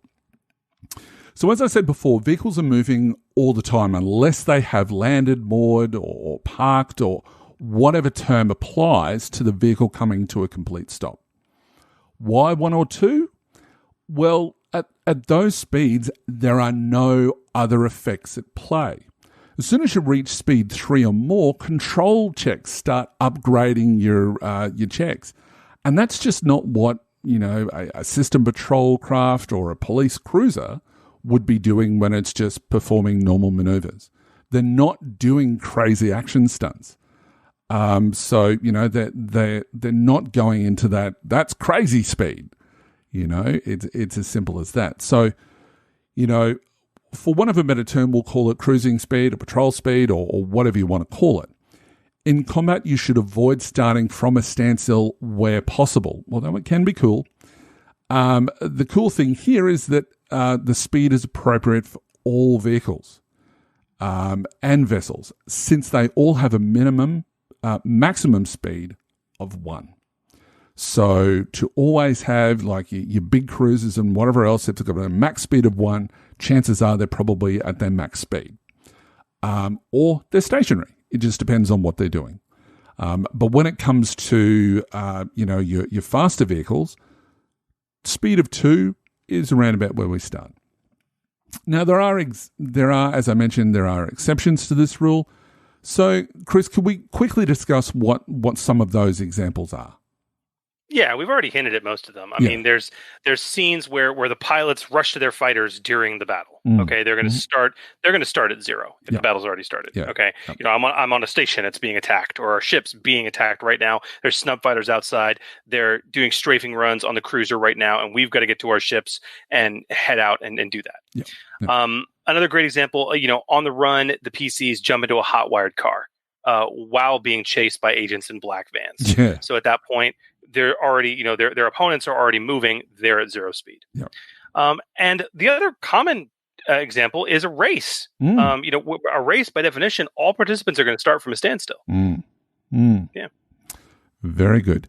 But, even then, you might, for those examples, you might actually use like a skill challenge to allow the pilots or the drivers to get into their vehicles before they blast out into the street or into space or whatever.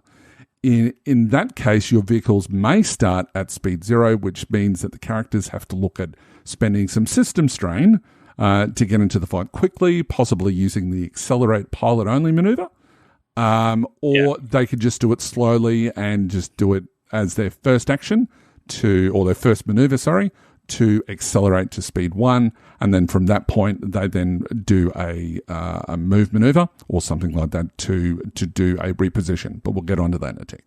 And skill challenge is a good suggestion, but keep in mind, guys, that if you're going to use a skill challenge, that's a scene in and of itself. Yeah. And in other words, an encounter. So at that point, it would be an encounter leading into another encounter, and that can be really cool. Just realize what you're getting yourself into. And if your goal is just to quickly get into the fight, have them go through and just make some normal checks. You don't need to go into a full scale challenge. Yeah, absolutely. So, okay, with vehicle combat tip number 2, we know the speed the vehicles start at, but how far away should they be from each other from a GM's perspective? What's our good rule of thumb here when we're creating the encounter? Yeah. Well, look, that brings me to tip number 3, which is vehicle combat tip number 3. Start vehicle combat at extreme or strategic range unless you're in a chase, which should start at medium or long range. Now, this is actually a rule I learnt from you again, Chris, on the Order 66, when a slight, with a bit of a change to, mix with the forced movement rules, which is in Genesis, but it's not in Star Wars. So as we mentioned earlier, vehicles that travel at certain speeds must move certain distances. A speed 0, it doesn't move. Speed 1 range band. Speed 2 range bands. Speed 3 to 4, 3 range bands. And a speed of 5 is 4 range bands. Now, I know that I also mentioned chases, and this is something we'll definitely look at later. We won't cover it in this episode because we know how long these can be. But in our example, if we use the Wasteland Buggy from the Expanded Player's Guide, for example, its max speed is 4. So that would mean that if you were at max speed, you would travel 3 range bands. Now, to put that into perspective, that's moving from short to extreme range in a single turn. And that's something you do for free. It's something that just happens. It's forced movement.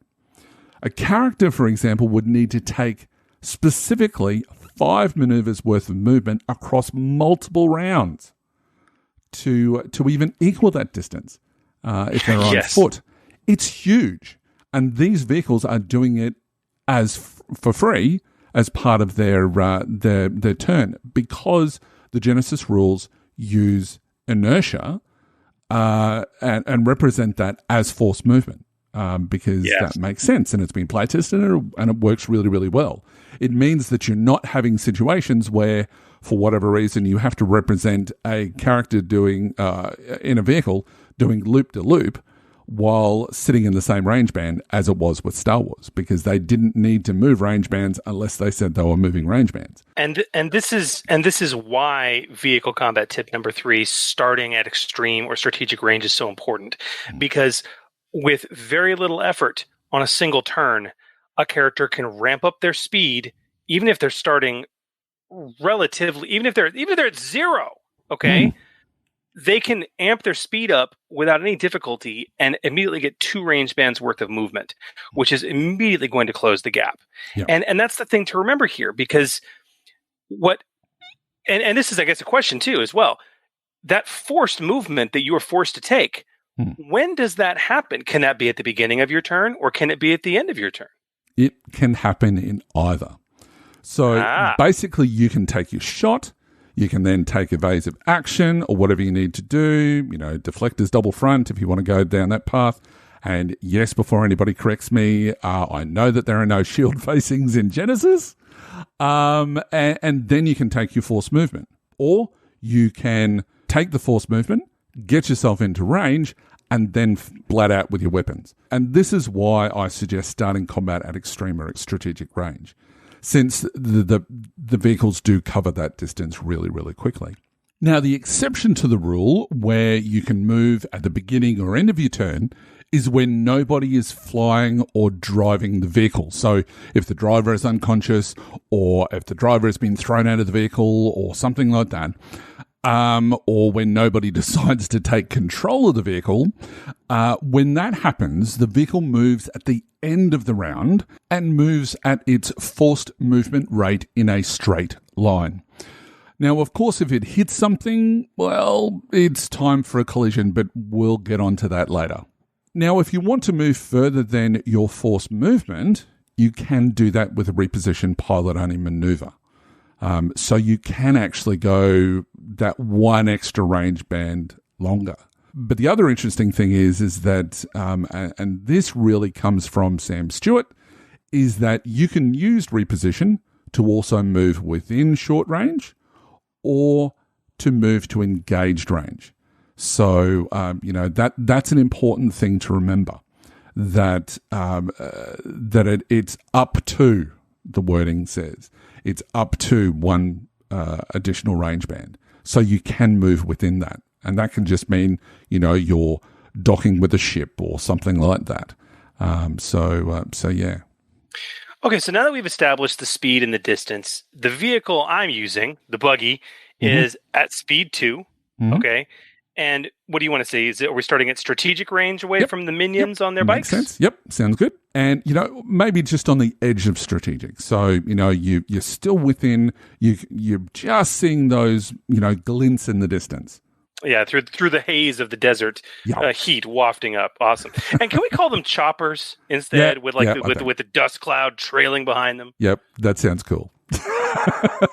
Now, look, to paint the picture a little bit better, the riders are all, dressed in tarnished leathers with, black spiked helmets, each resting back in their seats, their arms outstretched as they twist on the controls, as they're hurtling towards you. And they've got these passengers, each with, armed with these makeshift rifles, and they're in harnesses mounted at the rear of the chopper. Sound good? Cool. I love it. Okay, so as we established with the initiative roles, the PCs get to go first. So what do you want to do, Chris? Ooh, well, obviously I'm going to have my pilot, my driver go first, because obviously the gunner can't do anything at strategic range. So with speed 2, I have to move 2 range bands due to force movement. Yep. And if they're strategic now, that will get me to long range. Mm-hmm. I could take a reposition maneuver to get into medium range, which would be better for my gunner, but they have to move towards me anyway before she gets to go. Yep. So I think I'm going to take my force movement first, and after my force movement, I will accelerate at that point to take the buggy up to speed 3. Mm-hmm. Also, looking at the stat block, I really don't like the armor on this thing. It's 0, folks. So I will take the boost defenses action from table 3.2-17, additional vehicle actions, page 299. Mm-hmm. I'm going to try it. That is a hard mechanics check, and it will give the vehicle an extra point of defense, but only if it has a defense rating already, which the buggy does of 1. Yep. Now, Hooli, we didn't establish my character's intellect and mechanics, so I mean, can we say what? 2 and 2, 2 intellect, 2 mechanics? Yep, that sounds fine. But you did mention the dust before as well, so that's going to be an environmental factor. So when we're talking about difficulty, you're going to be adding an extra setback die for that as well. Well, can I push you to say my character has knack for it mechanics? Well, look, I'll give you a choice. How does this sound? So, knack for it piloting or knack for it mechanics? It's your choice. Well, hopefully driving, not piloting. But yes, pilot. Yeah. You know what? You strike a hard bargain. You're firm but fair, GM Hooli. I will stick with knack for it driving. Right. Okay. So that's a hard check. With 3 purple and a setback die and 2 yellows. Okay, here I go.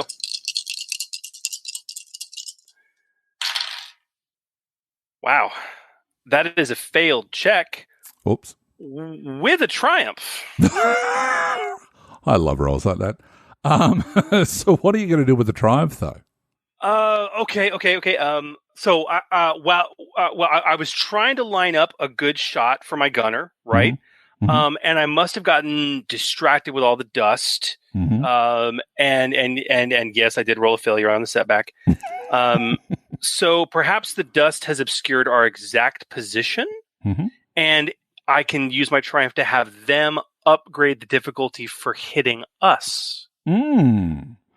That's awesome. Awesome. So that's something that's really important, listeners. So what you have to do is you have to listen to the descriptions your players give and hone in on that to give yourself ways, to add setback die. And it also gives, as Chris mentioned as well, he's then used the dust to help him work out how to spend that triumph. For people who've never used the vehicle rules before, and this really applies to anything within Genesys.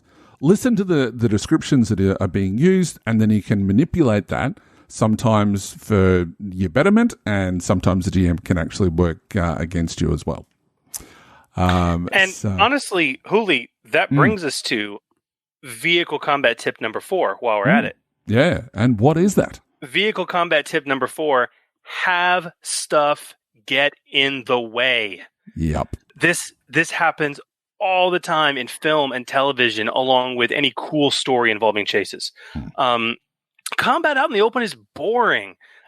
Placing things on the battlefield that get in the character's way makes it interesting. It gives the environment a life of its own. Now, this could be difficult or just plain hazardous terrain, often with the appropriate modifiers to movement or forcing participants to make appropriate checks. No matter what, though, make sure that when you're designing your encounter, you have some idea of what things can be added narratively through threat and despair, or just because the story goes that way. In short, force players to make a dangerous driving action whenever you can, and don't forget, as you say, Hooli, the almighty setback die. Indeed. All right, Chris, where were we? Well, I went and failed with a triumph, and I believe it's now the NPC's turn. So they are at long range at this point. So obviously they'll need to try and find your position in amongst all the dust. And the best way for that is to get into the dust and start firing randomly if they need to. So the pilots do their forced movement because they're also at speed 2. So they get into short range. So basically it goes long, medium, and short. So they're not going to do anything crazy just yet. But the passengers with their pipe rifles will fire into the haze of dust. Now, they're going to be part of the 1 minion group because they're kind of just operating. They just have gunners, and it makes it easier to do things this way. Well, Hooli, this might be a good time to talk about weapons on vehicles, no? Yeah, absolutely. And so weapons on a vehicle have a number of elements. We talked about this in episode 15. And it's going to be the weapon's firing arc, its damage, the critical rating of the weapon, the range of the weapon, and then the weapon's special qualities. So if we're looking at the buggy, it has 2 weapons. It has the scrap shooter cannon and the grill-mounted light machine gun. Now, the first is a vehicle weapon with stats of it has a forward arc, it has a left arc, and it has a right arc. So it's almost a turret. Then we have gunnery is the skill which is being used. A damage of only 1, but we'll get onto that in a tick, I'm sure. A critical of 4, range of medium.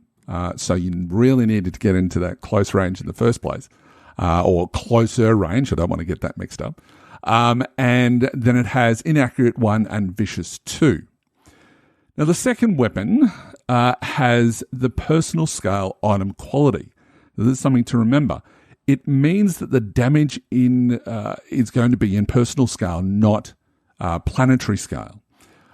When using weapons with the planetary scale against other vehicles, you apply the damage from the weapon plus each uncancelled success to the vehicle's hull trauma threshold. Now, you say, with the damage, of course, minus the armor rating, right? Yeah. Just like soak at personal scale. Exactly. Now, since the characters and vehicles occupy the same space now, we can quickly see that the buggy's weapon has this range of medium. And realistically, we'll talk about, and I know we talked about ranges before, but let's talk about the difficulties very quickly. Now, we touched base on this in the last episode as well. In Star Wars, there was this set difficulty of average, and that was for all range bands. Genesys changed that to be the same difficulty as all other combat. Again, rule number 1, which is all combat works the same way. So short is going to be 1 purple, medium is 2, long is 3, extreme is 4, and then this strategic range, which you can still fire at, but you can only fire it from vehicles, is a difficulty of 5 purple dice, which is huge. Because all vehicle weapons use the gunnery skill, and this is another important thing to remember, any vehicles which are in the engaged range cannot use their weapons. Since on table, 1.6-4, range modifiers, which is in the core rule page 108, it clearly states that heavy weapons cannot be used in engaged range. So that's something to really note. It's all very well and good to get your vehicles into engaged range when they're docking or you need to swap people between vehicles or something like that, but you're not going to be able to use your weapons that use gunnery against that other vehicle. Yep. As you can see, all the rules from personal scale combat still apply. So it makes the whole process easier, as I mentioned before, and it makes it consistent across the board, which is, I think, the design goal of what Genesys is in the first place. Absolutely. So, okay, in our example, these punks on the choppers have handheld weapons, specifically pipe rifles, damage 7, critical rating of 4, the inferior and limited ammo 2 item qualities. These are also personal scale weapons, so you'd apply the 10-to-1 rule we mentioned earlier and back in episode 15. So in essence, they have to roll the equivalent of 1 point of hull trauma threshold, which is 10 points of personal scale damage, the 10-to-1 rule. So if Hooli were to roll 3 successes with the weapon's damage of 7, that equals 10 points of damage. The downside for me is the buggy has no armor. So if Hooli does roll 3 successes, I will be taking 1 point against the buggy's hull trauma threshold. Over to you, Hooli. Give it your best shot. Yeah, and don't forget my upgrade and my defense. Yeah. Thank you very much. Very cool. Very cool. All right, let's give this a go. I hate rolling. Well, what's your dice pool? What's working? Oh, yeah, good call. Sorry, I'll keep that dice roll because it's pretty good. So it's basically it's a group of 3 minions with a range of heavy on their skill list. They've got an agility of 3, so that's going to be 1 green and 2 yellow dice. And it's the distance between the group and Chris's buggy is short, so that's going to be 1 purple dice. However, he does have a current defense of 1. Plus, we also have the sand and dust, which we've already established is part of the scene, which is going to be another defense, effectively, of 1. And we've also got a weapon with inaccurate. So that's a total of 3 setback dice. Excuse me. Yes. My triumph. That purple is now a red. Good point. Yes, and I did remember that. Just so that we're all clear. So that's going to be 2 yellows, 1 green, 1 red, and 3 setback die. So the roll that I've made, Chris, you're going to be very, very happy with. But I'm pretty happy with it too, but in a weird sort of a way. So it was only 1 success and 4 advantages. Now, it's not great because although the attack is hit, it only does 8 personal scale damage, which means that it doesn't penetrate the buggy's hull.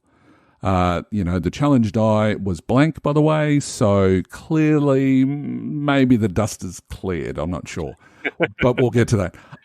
So the problem, though, is that there are 4 advantages, which would normally be enough for a critical hit, but I need to do some sort of damage for the critical to come into bear.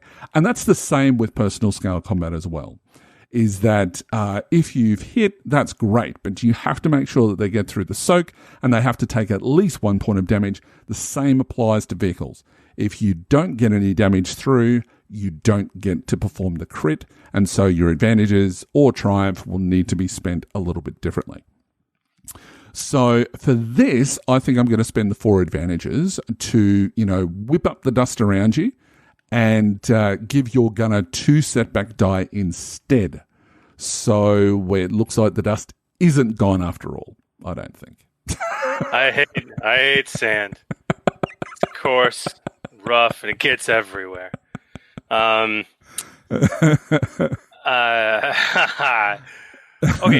so before we go any further, Hooli, can we talk about minions in vehicles for a second? Yeah. So with normal minions, each individual in a group has a wound threshold, and once that threshold is met, 1 NPC in the group is removed. These wound thresholds, however, are normally low. They're somewhere between 3 and 6. Vehicles, however, have much larger values for their hull trauma thresholds. In fact, they range anywhere between 4 and 10, and that's just for the smaller vehicles. So the secret here is that you don't treat vehicle minions any differently than you would normal minions. Now, this is something that isn't really covered in the rules. So our suggestion is you only apply the armor of a vehicle once, as you would normally for any other minion groups, and you treat the minion group as a single entity when rolling. And then you just keep a tally of the total combined damage of the vehicles in that group, and when the damage exceeds the whole trauma threshold of one vehicle, that one vehicle is destroyed. Now, in our example, we've used the for our choppers. We're gonna I've used the motorcycle from the EPG because it's basically right in front of me. Well, it was only a page away, and it's hull trauma threshold of 2. But by using the bikes in groups of 3, we've given them an effective hull trauma of 6.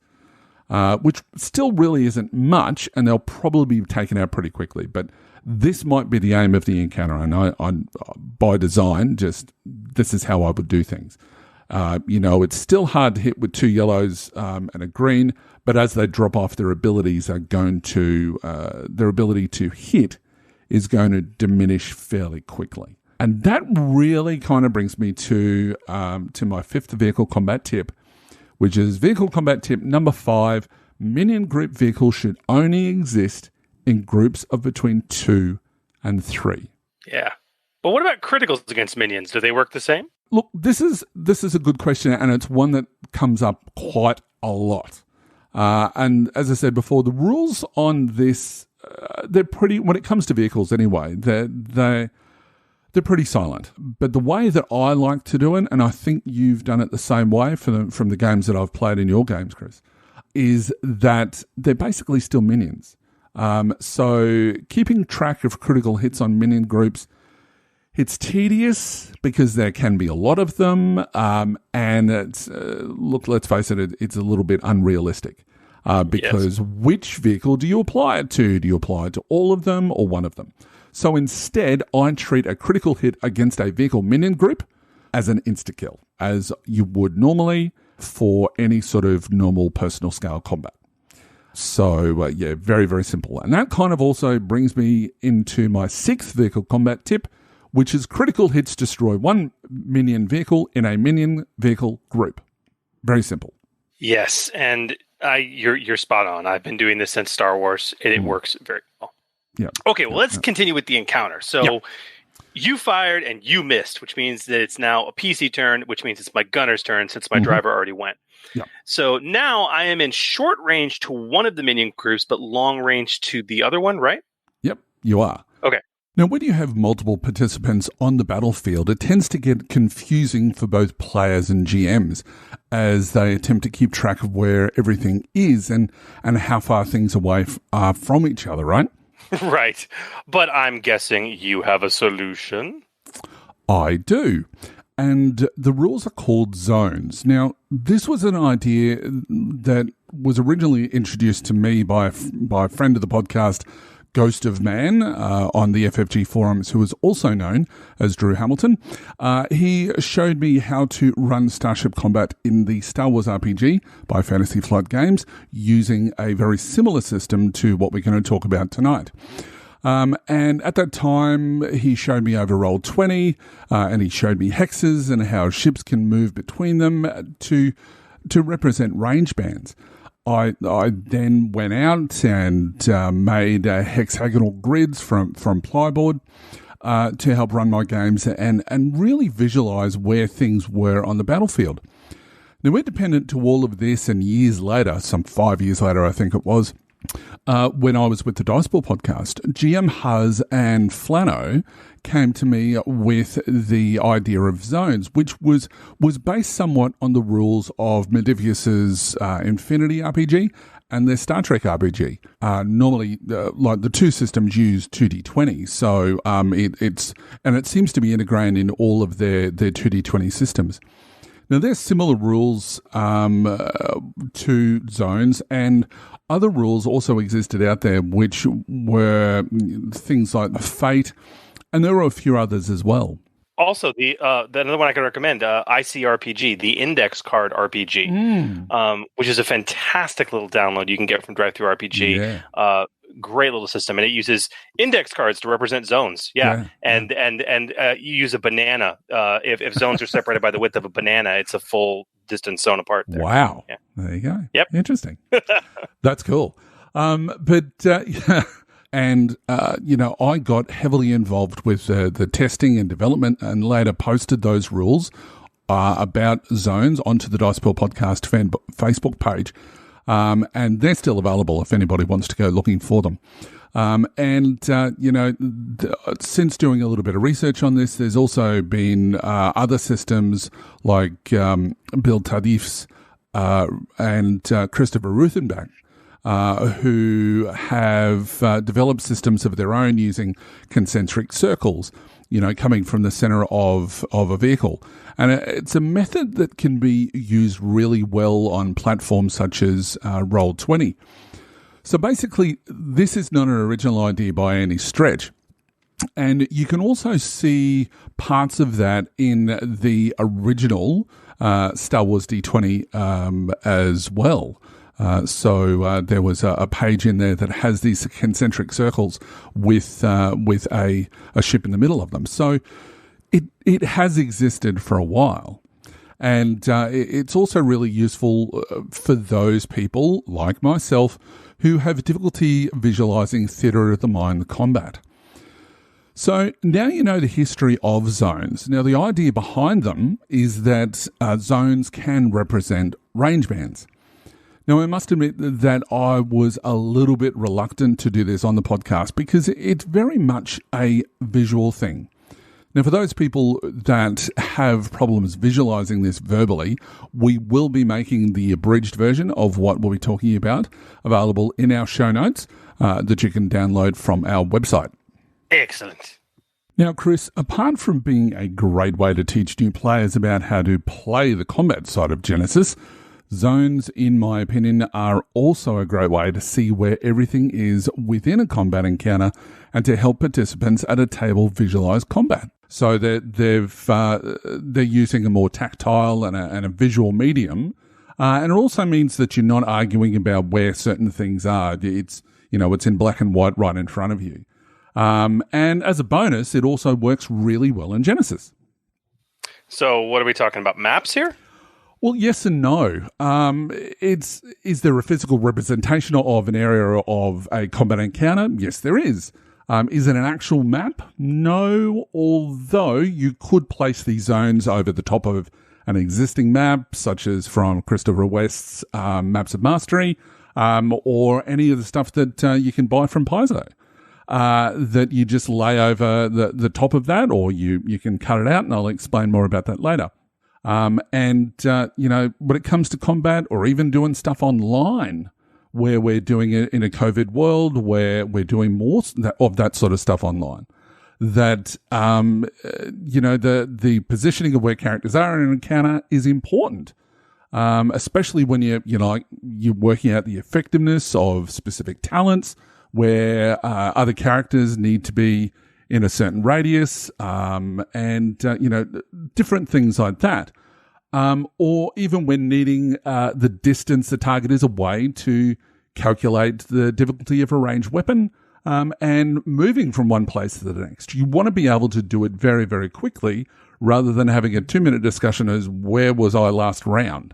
That can sometimes be up to the players to be able to be tracking this, and it actually says that in the rules that it's up to the players to work out where they are in relation to everything else. So elaborate on that. What do you mean by that? Because this can get a little complicated. Yeah. So I know we mentioned this before, but looking at the rules for ranges on page 105 and 106 of the core rules, we can see that it costs a single maneuver to move from short range to engage range, a single maneuver to move from short range to anywhere else within short range, and a single maneuver to move from short range to medium range. It then goes on to say that it takes 2 maneuvers to move from medium range to long range, 2 maneuvers to move from long range to extreme, and then it additionally talks about the new range band of strategic in that it costs 2 maneuvers to move from extreme range to strategic.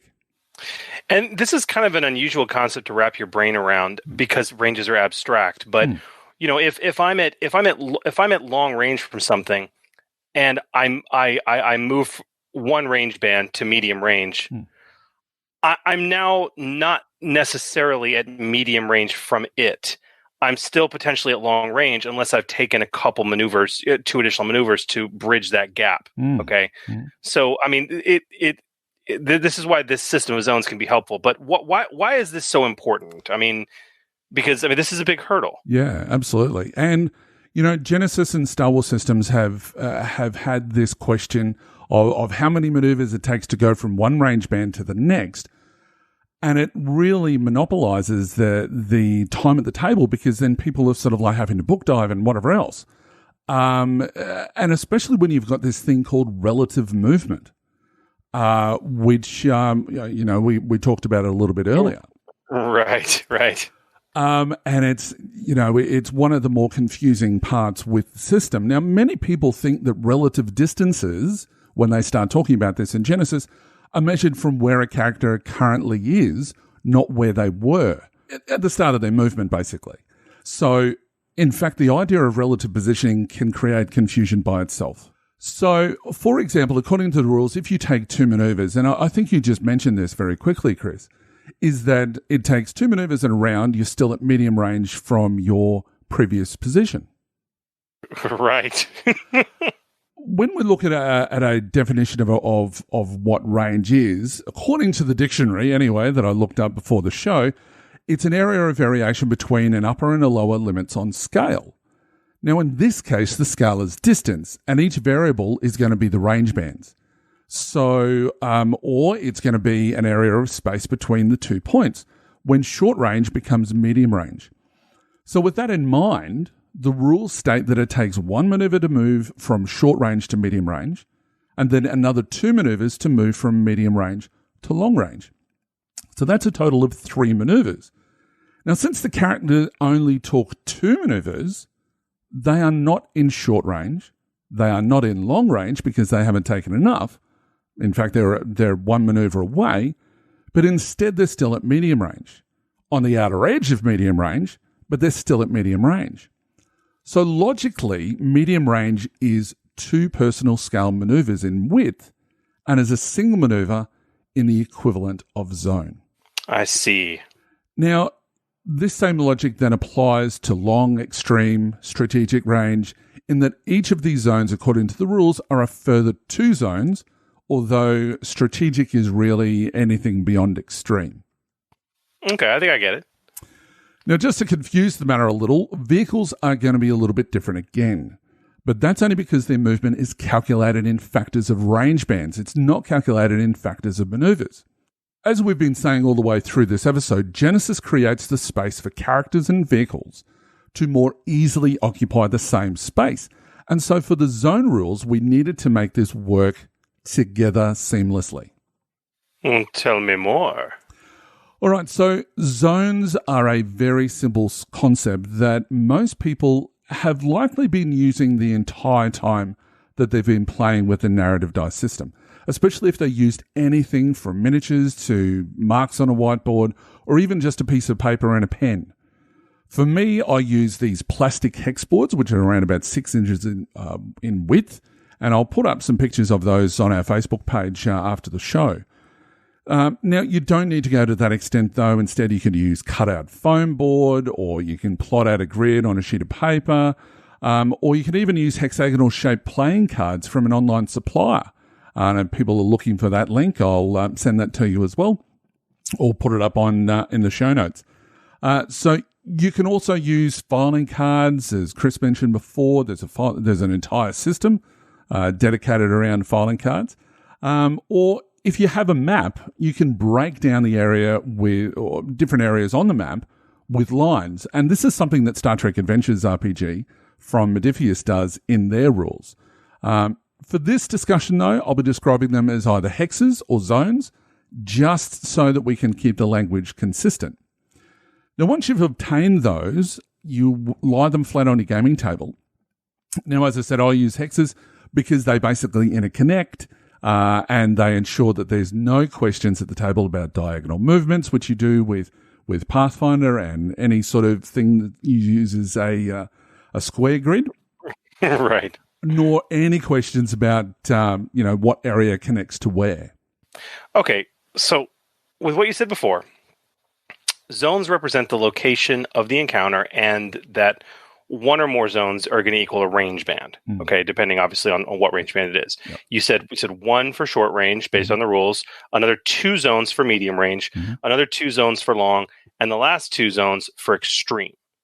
And then, of course, you said anything beyond that is obviously strategic range. Am I right? Yep, that's right. Okay, absolutely. But another way to describe it, as I'll sort of try to do it in a verbal sense, that if you take 8 pieces of paper or 8 hex pieces, and count them out 1 to 8 from left to right. Okay, well, right. I've got 8 hex pieces in front of me, and I've labeled them 1 to 8. Awesome. So if you take the first hex, you can label that as 1, and that's going to be our starting point. So zone 1 is basically short range, and everything within that zone is considered short range from everything else in the same zone. So if there was a computer terminal, a door, or like a computer server or something like that in that zone, each of those items would be short range from each other. Got it. Now, zone 2 and 3 are going to be medium range. Zone 4 and 5 are long. Zone 6 and 7 extreme. And then 8 and anything beyond that is going to be strategic range. Does the same thing apply to range bands when you're calculating distances from shooter to target, for example? Yeah, absolutely it does. And the simple process is if it's in the same zone as the attacker, it's short range, so 1 purple difficulty. 1 to 2 zones away from the attacker, it's going to be medium. 3 to 4 zones away, long. 5 to 6, extreme. And then 7 or more is going to be strategic with the appropriate difficulty dice applied. So, yes, it's calculated the same way as you would movement, mainly because of vehicle combat tip number 1, which was all combat works the same way. The same way, yeah, right, exactly. Right. Okay, awesome. So, coolly, with that load of information under our belt, right? As we dive into this optional rule mechanic, let's talk about vehicles. Yeah. So everything that we've talked about thus far when we're talking about maneuvers and whatever else are going to be at character scale. And vehicles are not. They are at planetary scale. Right. But since we're going to be displaying things in range bands, we don't need to change anything except to add a simple rule which we've created in a fantastic little table, which, I'll get onto in a tick. Now, I mentioned this before, but when vehicles move, we count their movement in range bands, not maneuvers. Well, not unless we're talking about the reposition mover, but we'll get into that later. So in a nutshell, due to forced movement, a vehicle moves a number of range bands depending on its current speed. Now, this forced movement occurs at the start or at the end of the round and can be a distance of between 0 to 4 range bands, depending on the speed. So a vehicle travelling at the fastest speed possible of 5 from a specific zone, a vehicle must move from short to strategic range. Now, that's insane. That's absolutely insane. I mean, assuming, relative to a target standing still, yes. Absolutely. So by that logic I just mentioned, and from what we discussed before about the correlation between range bands and zones, apart from short range, each range band equals 2 zones, and therefore each point of force movement equals 2 zones. Now, you mentioned short range. How does that change things? Because to go from short range to medium range, as we established earlier, is just 1 zone. As a result, we wanted to give the option to move 1 less than the 2 zones required. So we therefore created our table of zone forced movement, which you guys can see in the document on our site, which mirrors that of the table. Which is actually, that table was now modified by the errata that actually came out at the end of last year. On page 221 of the core rules, that's table 3.2-14, vehicle speeds in structured encounters. And what that basically says is speed 0, no movement. Speed 1, your force movement is 1 to 2 zones. Speed 2, 3 to 4 zones. Speed 3 or 4, 5 to 6 zones. And speed 5 or higher is going to be 7 to 8 zones. Yeah. Absolutely. So to give that as an example, let's use the buggy that you're using in the encounter thus far. So yes. At the start of combat, it's got a speed of 2, right? And if we look at the zone force movement table, the vehicle must move 3 to 4 zones, which is the equivalent of 2 range bands from short range to long range. So that means if we go back to our zone range template, the vehicle moves from zone 1 to either zone 4 or 5, since that's still within that long range, given the fact that it's 2 zones. So this gives drivers and pilots a little bit more flexibility, and it still operates within the rules as written. Well, that seems enough. What about engage range, though? Look, well, to talk about engage range, we have to understand that it really is a special type of range band, and they describe it that way in the core rules. In fact, as far as I'm concerned, engage range acts more of a condition that is applied to a target than an actual range band. Yes, you have to move to it, so that's sort of why they're saying that it's a range band, or you have to spend a maneuver, sorry. So, the zone rules don't change that concept at all. And, all the character need to do is state that they are going to spend a maneuver to move into engage range. Now, this could be represented with moving their character miniature or a token, or, just moving their mark on and rubbing it out and moving it to the next one, to adjacent to the target that they're going to become engaged range with. Now, that's personal scale, though. Vehicles don't have the same flexibility that characters do, and to do the same thing, they need to take the reposition pilot-only maneuver. Now, the reposition pilot-only maneuver allows a vehicle to move up to 1 range band from their current position. Now, it can occur before force movement or after force movement. Now, according to Sam, that's Sam Gregor Stewart, just to name drop, using the reposition maneuver includes moving from short range to engaged, and that totally makes sense, given the description of the maneuver on page 227 of the core rules, which it basically says that it's slight movement, it's small adjustments that you're making to a vehicle on the fly. Sam did go a little bit further and says that you can also use one of your range bands that you move during force movement to move into engage range. Personally, I don't subscribe to that.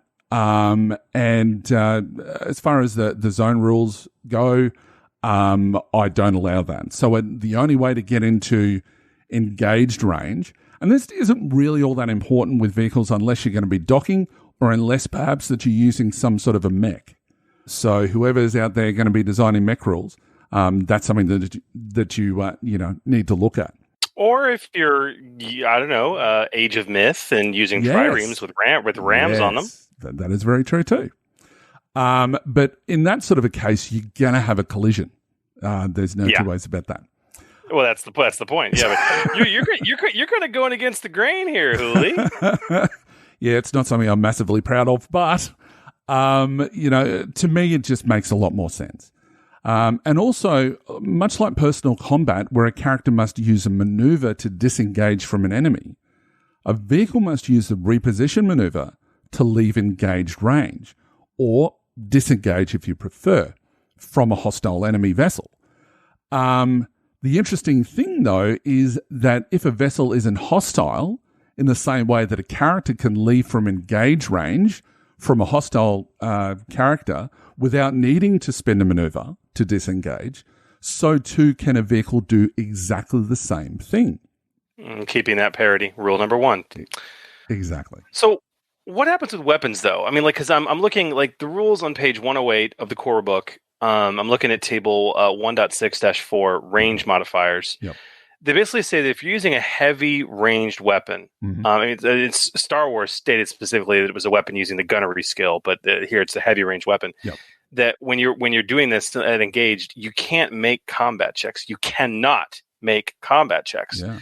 So does that mean that if a vehicle were at engaged range with another object, person, or other vehicle, it couldn't use its weapons against them? Correct. unless the weapon attached to the vehicle is listed with the item quality of personal scale. And that's normally going to be using either range skills instead of gunnery. So, basically it should be a good indicator that a vehicle moving into engage range it's not a great move. Unless, as I said before, it's either docking or, as you said, Chris, ramming another vehicle. Now, something to consider, though, is that if you do the reposition maneuver into engaged range, you're still moving at whatever speed you were before you took that maneuver. So just to make sure, you need to make sure your vehicle has enough system strain to do it to power down the engines. Otherwise, that docking maneuver has just become a massive collision. Right. And you're going to need to have the decelerate pilot-only maneuver and the extra pilot-only maneuver that you'll be doing. So, since you have to perform the reposition, so you're going to be copping a lot of strain.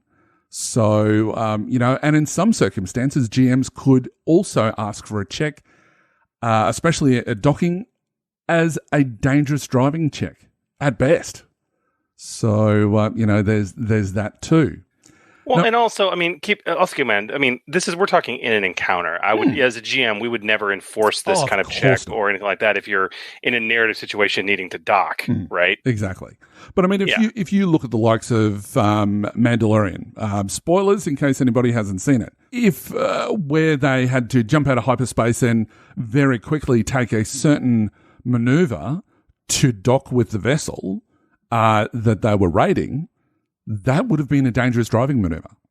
And yes, it's outside of standard combat. That situation could have turned into a combat encounter. But that was definitely sort of set up to be more of a, perhaps even a skill challenge if we wanted to go down that path. But look, finally, as a last point regarding the reposition, is that you can move an extra range band as well. That's according to the rules, or even more from some point within short range to another. What, an extra range band?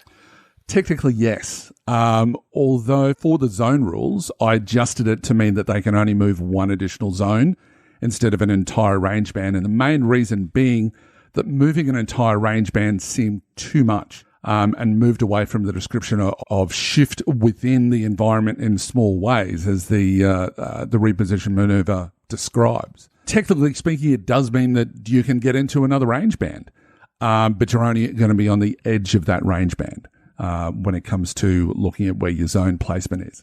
Okay. So now that we know how to move vehicles around using these, optional zone house rules, what about difficult terrain? How does difficult terrain work with zones?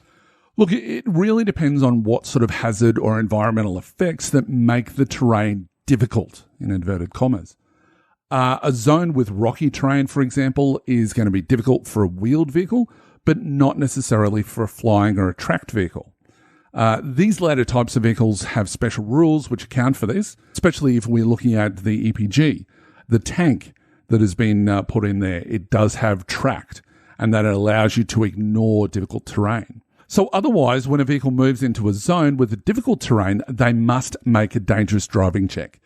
And don't forget those setback dice, depending on the density of the terrain found on the chart on page 227, which is the navigational hazard setback dice chart. And look, the upgrades based on the current speed of the vehicle, don't forget those either when it hits that difficult terrain. For personal scale, though, it requires 2 moves to move through a zone which contains difficult terrain.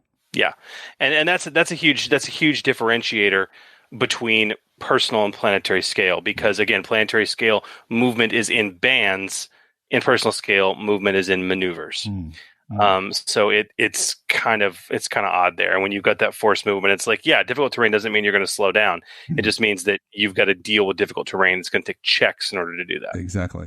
So, now, one thing, though, that I will touch base on very quickly is that when it comes to if you've got one part terrain in a zone and then a blank zone and then you've got another zone with terrain, the difficulty to move through multiple zone areas with differing terrain is the highest difficulty of the area being travelled through plus 1 setback for each additional zone area moved through.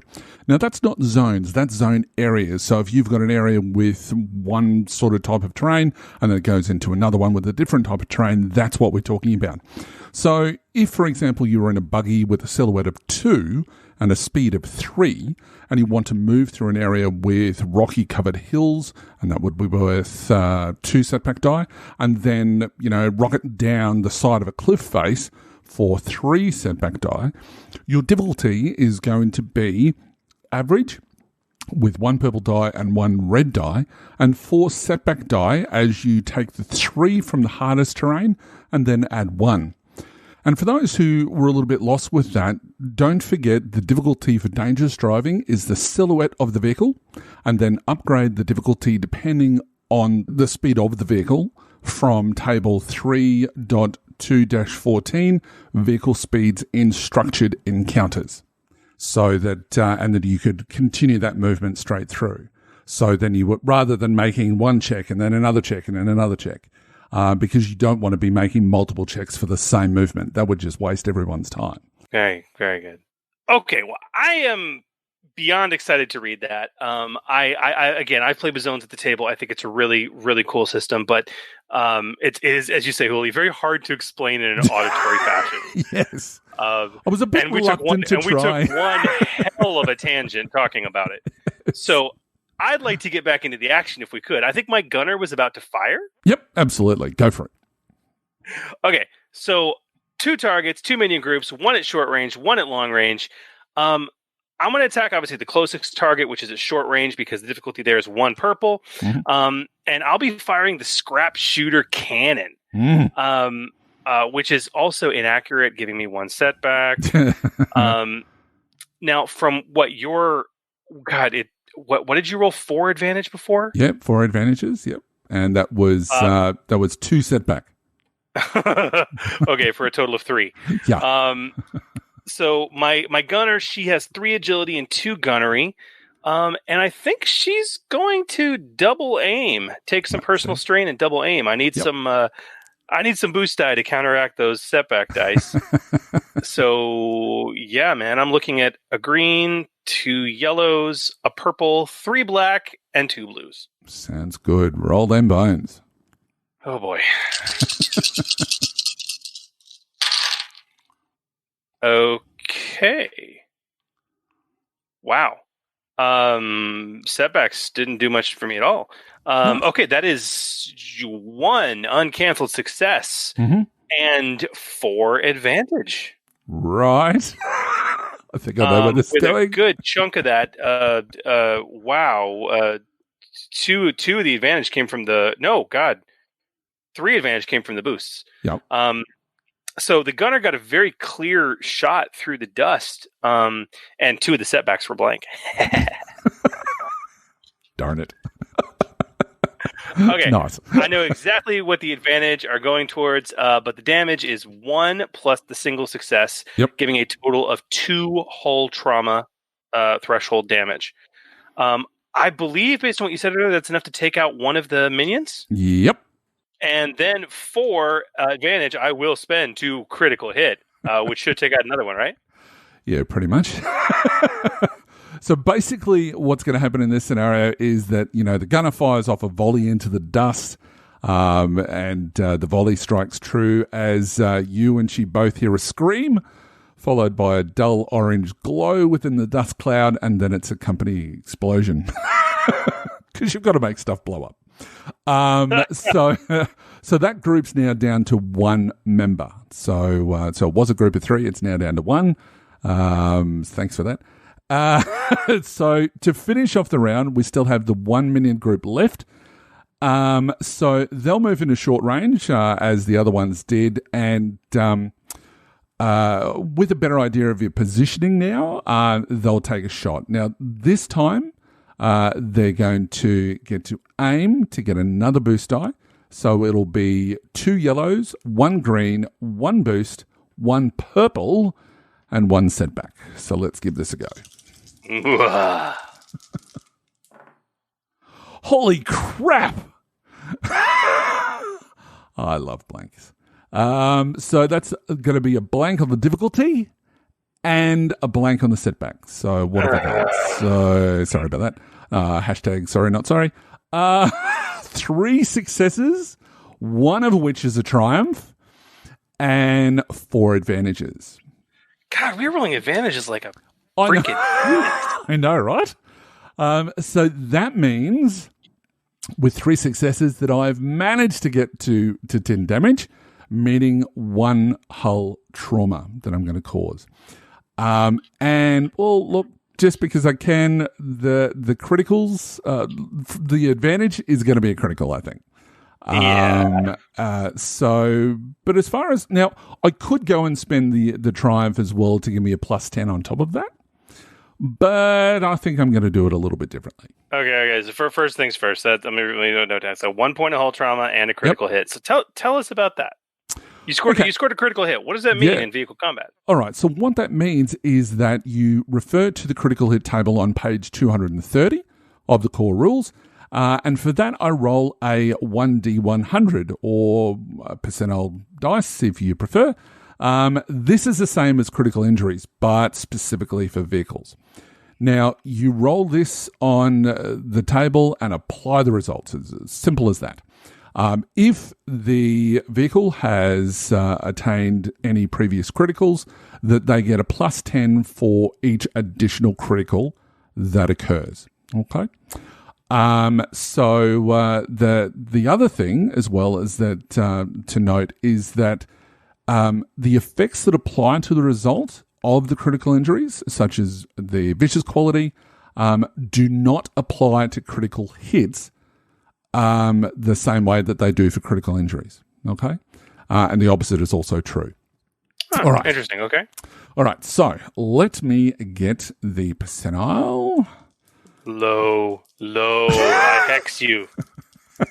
Let's try this. Right.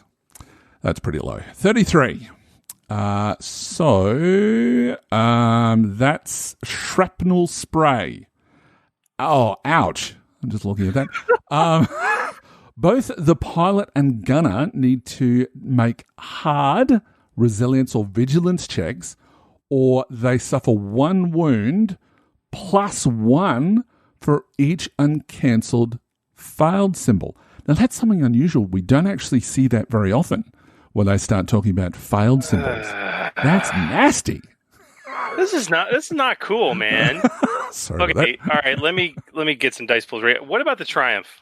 All right. So for that, I think that when you saw them coming, you quickly turned left when you probably should have turned right, and found yourself precariously driving along the edge of a canyon cliff face, or cliff edge. Sorry.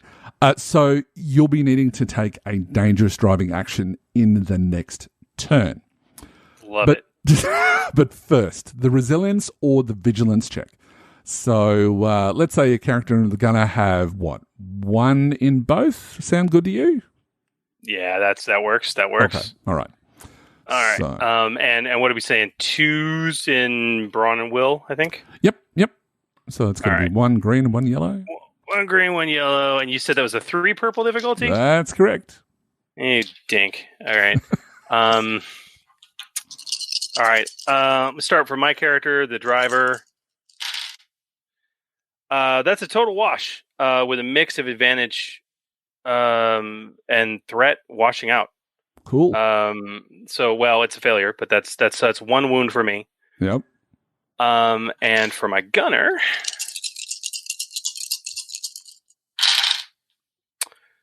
oh dear, so much threat. There's so much threat.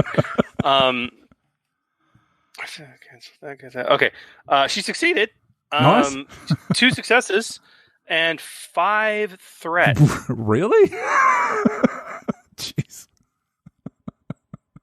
So what's that going to look like? Well, you tell me, man. It's threat. Oh, yeah, good call. That's my job. You, I mean, 5 threat. If I were you, that would be a critical injury. Yep. Because that's the other part of at the end of that the critical hit is that 3 threat can basically be spent on a critical injury. Oh really? Oh, okay, I missed that. Okay, so only 3 of those gets me a crit. Right. Wow. Okay, what do you want to do with the other 2? Strain? Oh, look, strange. Probably the easiest in this scenario. Yes. All right. I've got my percentile dice. Do you have the critical injury table handy? I do indeed in front of me. Yes. All right. That is a 58. 58. So consulting the critical injury table here on my Genesys GM screen, that's an agonizing wound. So the target increases the difficulty of all brawn and agility checks by 1 until this critical injury is healed. Ouch! I'm done. Table flip. I'm done. This wasn't supposed to go this way. Okay. All right, so that's the end of the round, right? Yeah, that's right. Yeah. Okay. Yeah. All right, so new round. I got a PC going up, right? Right.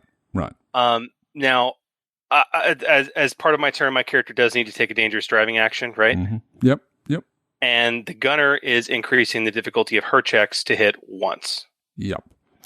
Okay. But that's actually where we're going to hold it. Otherwise, we could go on for hours.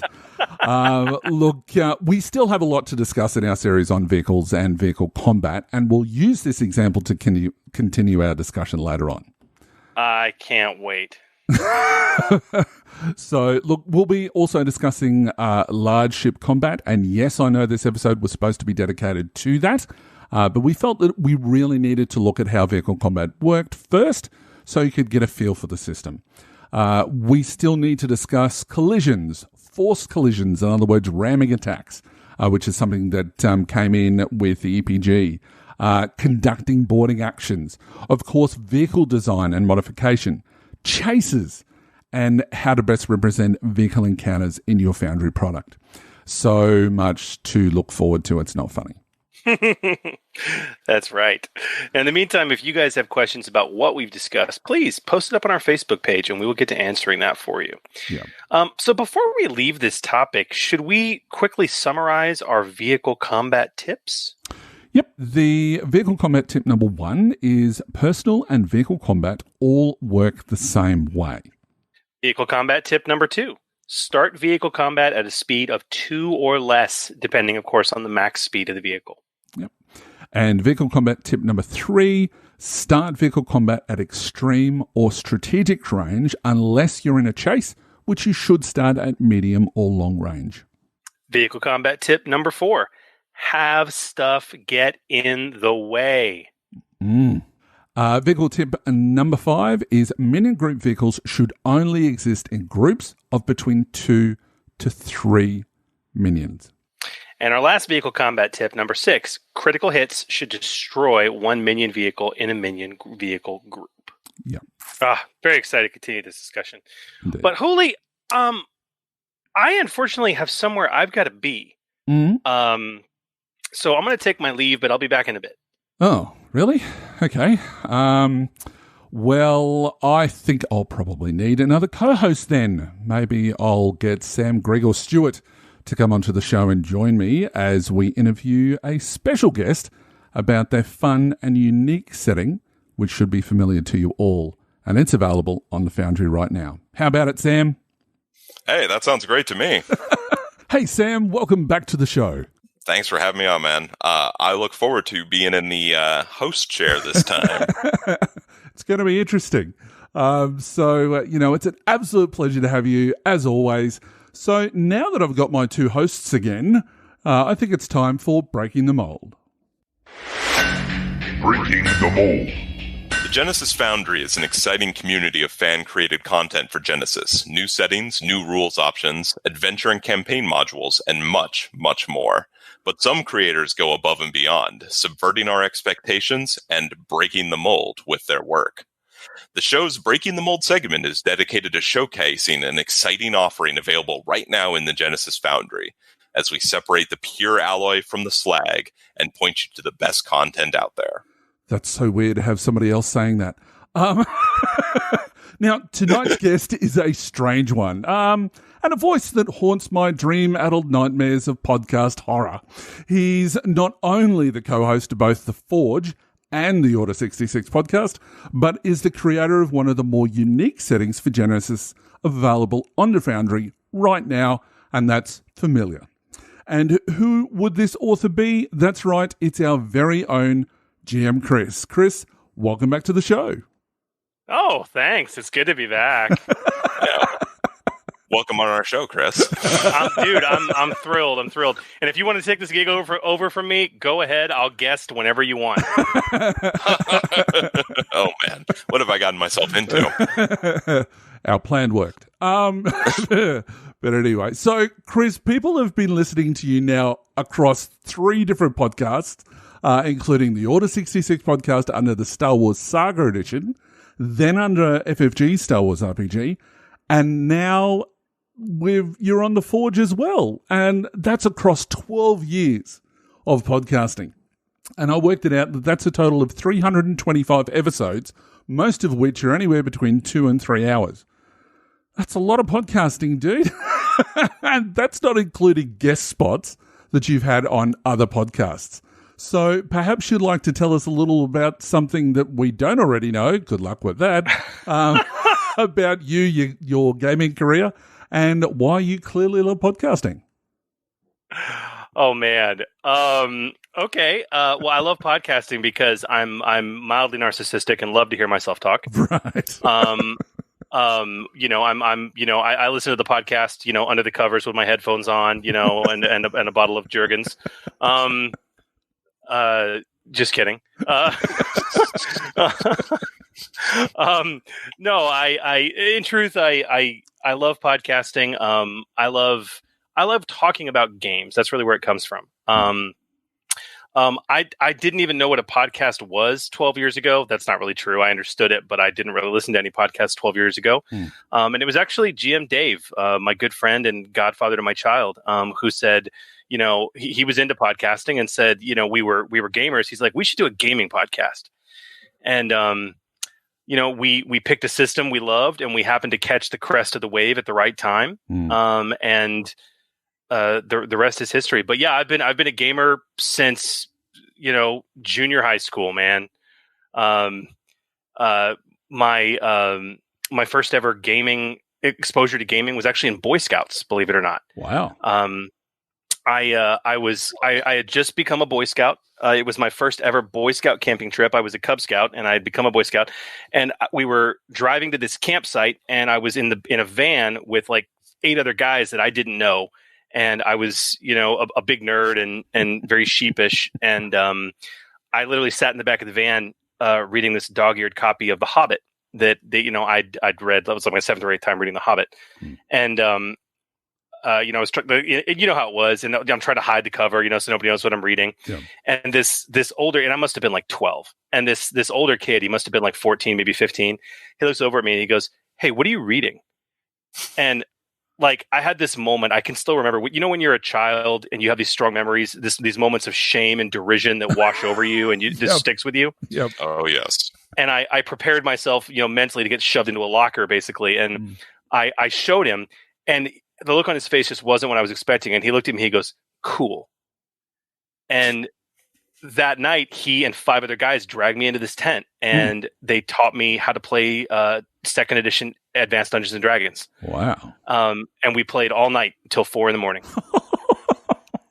Oh, that is awesome. That's an awesome story. It was great. I rolled up a human paladin. His name was Sir Fencible the Brash, and he died that night from a kobold spear thrust to the back just before the party got wiped by a beholder. Wow. And I was hooked, man, and it's been kind of full on addiction for me ever since. Oh, that's awesome. My Boy Scouts career only taught me how to play Magic the Gathering, so I think you got the better end of that deal. and the cheaper one, apparently. So here's a question we ask each of our guests. Well, each of Hooley's guests who come onto the show. What style of game setting, or theme do you like to get on the table when you play, especially when you're talking about Genesys? Oh man. Okay, so my first love is Lord of the Rings. Okay, and so I'm a huge fantasy junkie, but honestly, it kind of starts and ends with Star Wars for me. I mean, it's my favorite setting in the history of any setting that's ever settinged. But to be truth, I wish I can give you a more definitive answer. People who know me know that I'm very much a neophile when it comes to RPGs as well. I enjoy a lot of one-shots. I enjoy simple RPGs. And my flavors and tastes will change radically. And you'll often see me running one-shots of random things. I love horror. I love space opera. I love Weird West. I'm also a huge fan of pulp. Right. Very good. So that's your awesome. That's your preference when it comes to Genesys, is that pulpy sort of action hero type thing? Yes, but applying it to every other setting I can possibly imagine. Well, pulp is one of those tones that works pretty well in a lot of things. Yeah. So. Yeah. All right, Chris, we've got to know you a little bit more. So let's talk about this wonderful setting of yours, which, I've had the pleasure of playing twice now, once in person, once online. The once in person was with our new host, which was absolutely fantastic. So tell us about Familiar by giving us the elevator pitch. Tell us about this supplement. How would you describe it to someone who was looking to purchase it for the first time? If you want to play something off the wall with a system you love and have an experience that you haven't probably ever had at the table for, this is the setting for you. Right. Familiar is a setting about being an animal. And I'm not talking about a dire bear or a lion or anything even remotely threatening. I'm talking about literally playing a player character who is a cute, furry woodland creature who is been uplifted into the service of a human of a human mage, and they are familiars. That's the point of the setting. Right. However, as the setting has been written and a lot of the GM advice in the book, which we can talk about, humans are afterthoughts. In an ironic twist to the way most familiars are normally treated. Humans are NPCs who really don't have any major activity in the story, or at least they shouldn't. And the other key feature that makes Familiar very different from other settings is that you are intentionally playing incredibly underpowered characters, at least in comparison to, human adventurers that are out there in this fantasy world. Right. And that creates a lot of humor. It creates a lot of fun, and the players really have to rely on their wits more so than anything else. So, yeah. Yeah, it is a odd setting. I'd say one of the most unique settings on the Foundry when you look at it, but it is also incredibly fascinating. I really love it, and honestly, I was honestly surprised to have fallen into it so much and enjoyed it so much. What drew you to such an unusual concept? Where did this come from? It came from many years of playing Dungeons and Dragons, quite frankly, where familiars are treated as equipment. They're the afterthoughts. No one thinks about them. They're just there. I get a +2 from my familiar being near me. And I became fascinated with the idea of taking that trope and turning it on its head.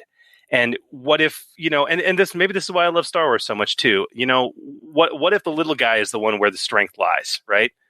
What if it's the little guys who make the difference and are really making things happen when the big guys don't even realize what's going on? Mm. And that was really the genesis for it all. No pun intended.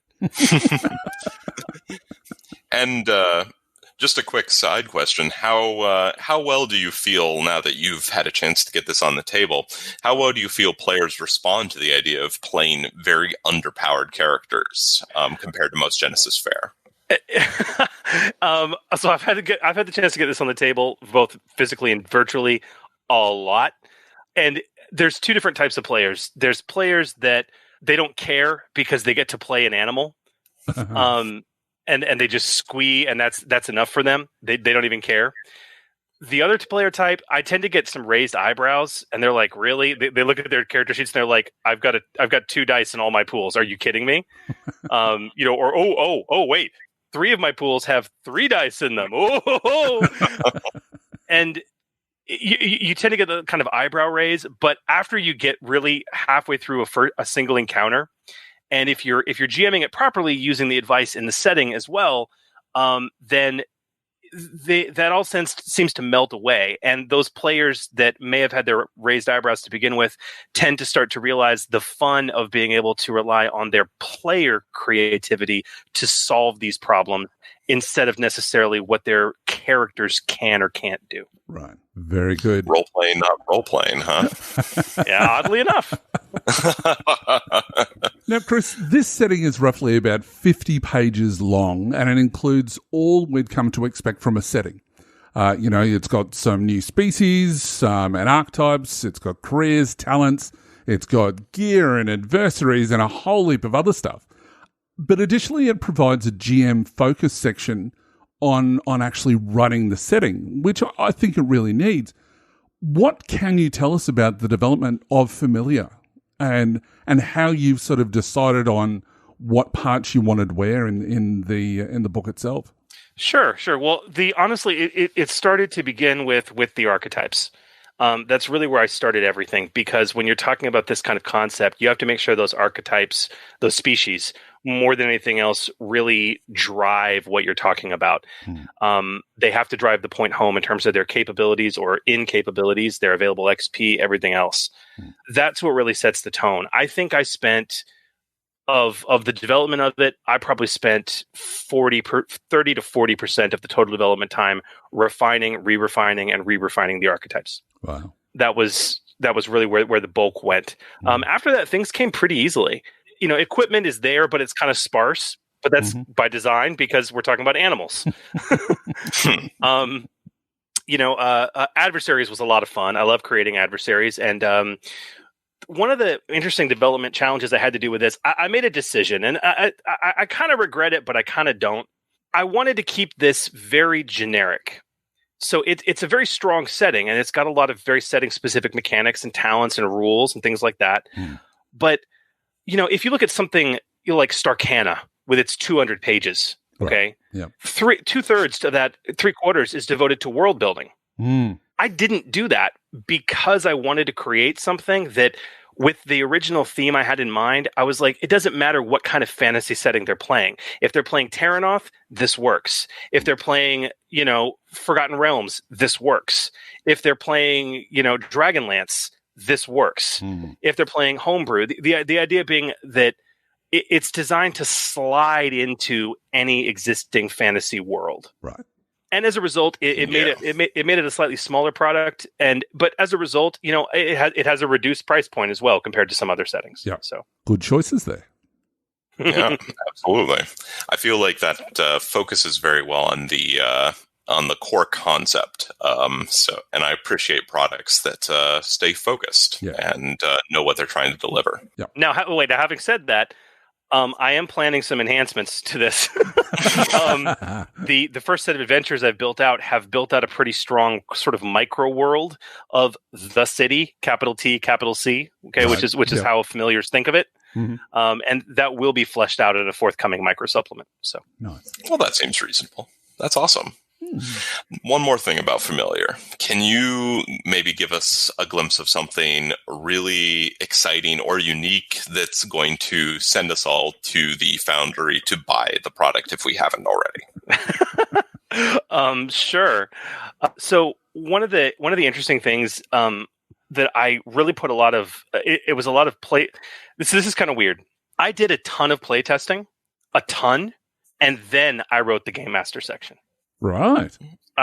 Because this is such a weird concept that I really wanted to distill from lessons learned, not just from what I learned GMing it, but when I gave it to others to run, what they learned GMing it. A man after my own heart.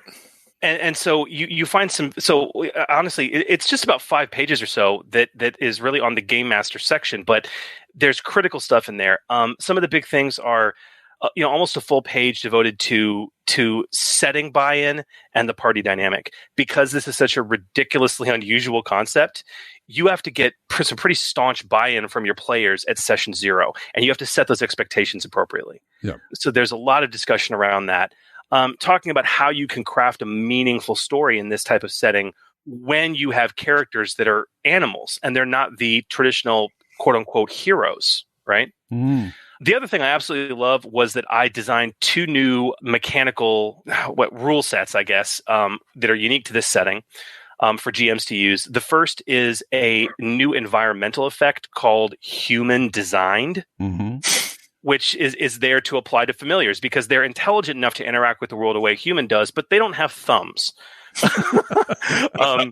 So how do you represent that, mechanically in the game? Yeah. So talking about that as really an environmental effect.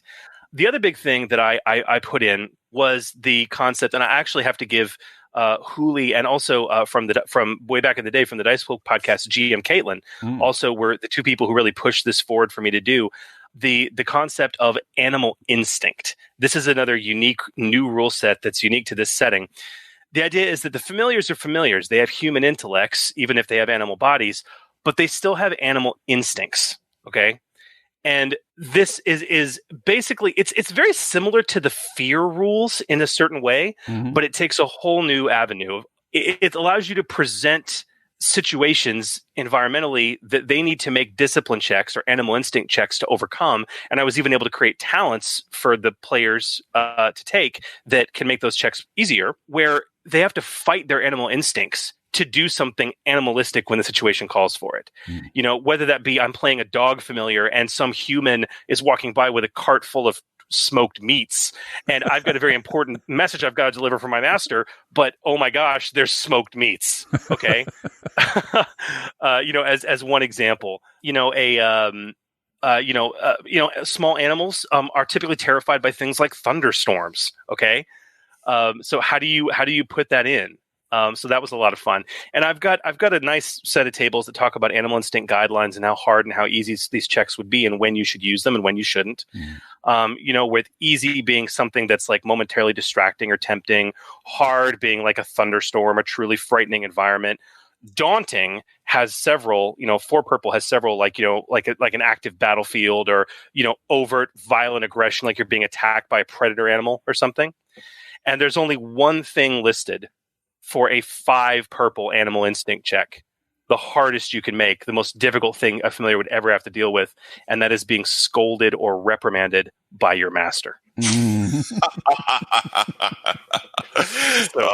love that. there's some fun stuff, but I mean, yeah, there's a lot of great stuff in here.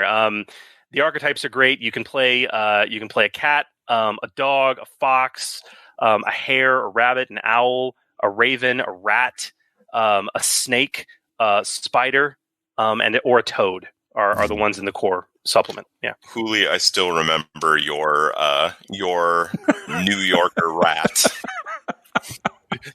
It was Jersey. It was a Jersey accent. Jersey, that's right. Yeah, he was pretty good. Yeah. Oh dear, I love that character. Oh my goodness. It was a lot of fun. So it's an absolutely amazing setting, Chris, and I'm sort of a little bit sorry we haven't got to do this with you, since the beginning, because I think that it's a setting which is so unique and so fun. I've heard of it being played with kids because they can really get into it, and they're not using these monstrous amounts of dice. And yeah, it's just a little bit more fun for them. So, I think that it's good. I think that we need more of it. Well, I appreciate the opportunity to talk about it. One of the best things I've heard so far from some of the play groups who've purchased it, one group used it in the world of Harry Potter. Where literally they were all familiars to named characters gallivanting around Hogwarts Castle. Oh, that's great. That's cool. That's perfect way to use it. And then we won't talk about the Watership Down group as well, that they took it to another level again. Yeah, that was hardcore. Oof. Oh, goodness. Yeah. But anyway, all right, Chris, so we've talked about Familiar, and if you haven't got it already, listeners, please go and take a look at it. It's absolutely amazing. You'll have a lot of fun, and as Chris said, that there is more to come. So, speaking of which, what is next for you, Chris? Silhouette Studios, and of course the Foundry. What's on the horizon? Several things. In terms of Familiar, in terms of Familiar, I actually have almost completed. We're really just down to formatting at this point, which, Huli, I know you're going to help me with. I've got a micro supplement that's about to come out for Familiar. It's going to be Pay What You Want, that offers, all it does is it offers 12 new animal archetypes, including some gems like the scorpion, the otter, the raccoon, as well as the pigeon, and the wormling, to name a few. Ooh. Sign me up for the otter. Sign me up for not the scorpion. Additionally, I'm in development on, as I said earlier, a micro supplement for the city. It's going to be really just a flesh out of kind of a unique setting environment within Familiar, and it's going to be a 99-cent supplement. Yeah. As a micro supplement there. Outside of that, I'm working on a few other interesting things. It's taken a lot longer than we planned, but the core rules were finished, and we play tested last quarter, in Q4 of 2019, a psionics handbook, which ironically someone else beat me to the punch, and there's already a psionics book out there right now, but we'll still add ours to the mix. The other two things I'm working on, one is nearing completion, and it is my cosmic superhero setting called Aegis. The other is something that I am working on with Huli, and if you don't mind me talking about it, Huli. Sure. This is something that Huli and I are doing together, and we are also going to release this on the Foundry and make this Pay What You Want, because we feel it's a very important resource that everyone should have. We are working on a skill challenge handbook right now. Oh, interesting. Which will not only cover the core rules that I've refined over 7-8 years now of Star Wars and Genesis play, or 7 years now, but also have a plethora of ready-made skill challenges for you to throw down on the table of various types. Yeah, going to be very exciting. Very exciting. Yeah. Very nice. That's awesome. Very good. Well, Chris, thanks for coming on the show. That's so weird. Thank you for having me. It's been a pleasure. I hope to come back soon. Oh man! And thank you, Sam, for coming on to give me a hand with this. I thought it was going to be a bit of a daunting task to be doing it by myself, so to have you on board was absolutely amazing. So thank you very much as well. Oh, my pleasure. I was happy to provide some skilled assistance to make that daunting task a little easier. Love it. Love it. Well, Chris, would you like to join me back in your regular chair as we're going to answer a few questions from our listeners? I think that would be wise. Awesome. So we'll be asking some questions in Under the Hammer. Under the Hammer. And welcome to Under the Hammer, the segment where we answer your games and rules questions about the Genesys RPG as it impacts both rules, content creation, and play. And we've got some great questions this week, with both coming from our Patreon supporters. So, looking forward to digging into these. Of course, if you would like to join and get your questions to the top of the queue, just visit us at patreon.com/ForgeGenesis and become a Tier 2 supporter today. But also, even if you're not a Patreon member, send us your questions. I know that a lot of people send out questions to the Genesys community group, but please send them to us as well, or at least give us some permission. We'd love to tackle those questions on the show. So, Chris, what's our first question? Well, our first question via Patreon Discord comes from Christo, who says the following. Listening to the latest podcasts, finally, and I have a question about operating. It says for large craft, which made perfect sense to me. Then, when you mentioned the hacker in Shadow of the Beanstalk had it as a career skill, it made me wonder if that's still applied. You know, a classic hacker skill is operating drones. If operating, then what would you use for that? Piloting? To be honest, being a Shadow of the Beanstalk question, these are ones I love. It's probably computers, to be honest with you. That's the one that I would recommend. Operating is talking about your really big vehicles. Look, hackers can obviously get into all sorts of things. They can really get into the ship's navigation systems and stuff like that. And so they need to know how these big craft kind of work. They may not necessarily be, sitting in the pilot seat or giving orders, but they kind of need to know a little bit about how they operate. I think that it makes total sense having the operating skill. And obviously they're a hacker, so they will have the computer skill. So operating drones is using the computer skill. What's your thoughts, Chris? So let me share with you something I experienced at a convention. Right. This wasn't cyberpunk. This was actually steampunk. Right. But it applies, mm-hmm. and it can transition seamlessly. It was an aerial combat scenario between dirigibles. Right. And the BBEG had the equivalent of a capital ship mm-hmm. that was made entirely of dozens of drones operating as a single hive mind entity. Wow. That sounds cool. What this guy did, and the drones had no they only had like a handful of basically it was a giant minion group. Okay. Mm-hmm. Each individual drone's ability was only like one for everything. Right. And their characteristics. Mm-hmm. And the whole trauma was like 1 or 2. That's it. Okay. Right. Mm-hmm. But when they were all acting together as one giant, horde, like a swarm, basically. Right.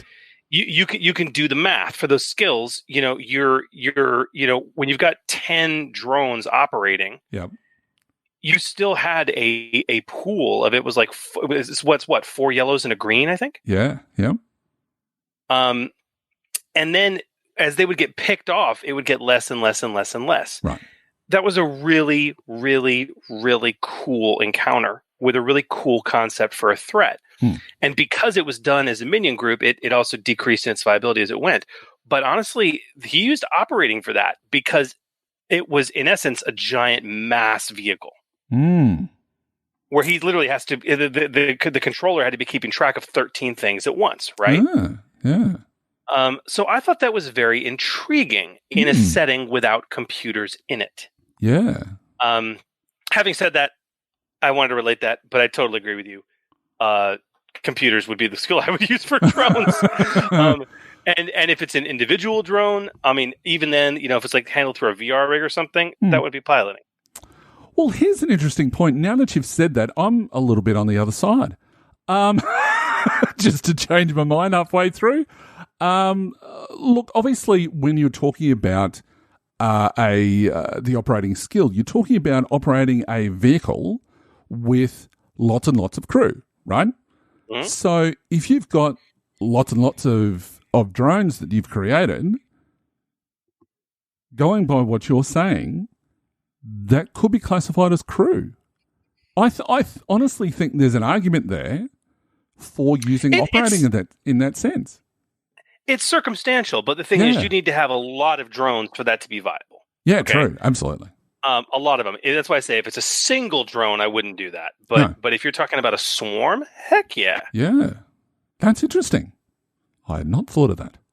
There you go. Well done, Christo. You stumped us all. No, that's good. That's great. That's two ways of looking at it. And I think that it's going to be dependent on how your PC has decided to use those skills in the first place. Because I've said this numerous times that I love creative people. And if you've got your player at the table who is really thinking about their character and, justifying the expenditure of that to me is worthy of letting that one through to the keeper.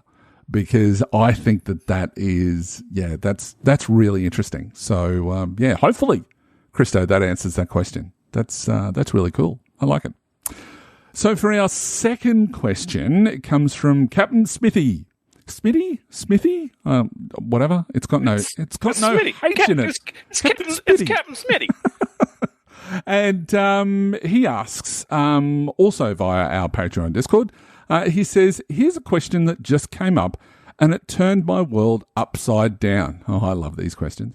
According to how you GMs have made species on the show, and to my own understanding of the rules, I thought you get a special ability, which is the free skill rank and a tier 1 talent level unique ability for free.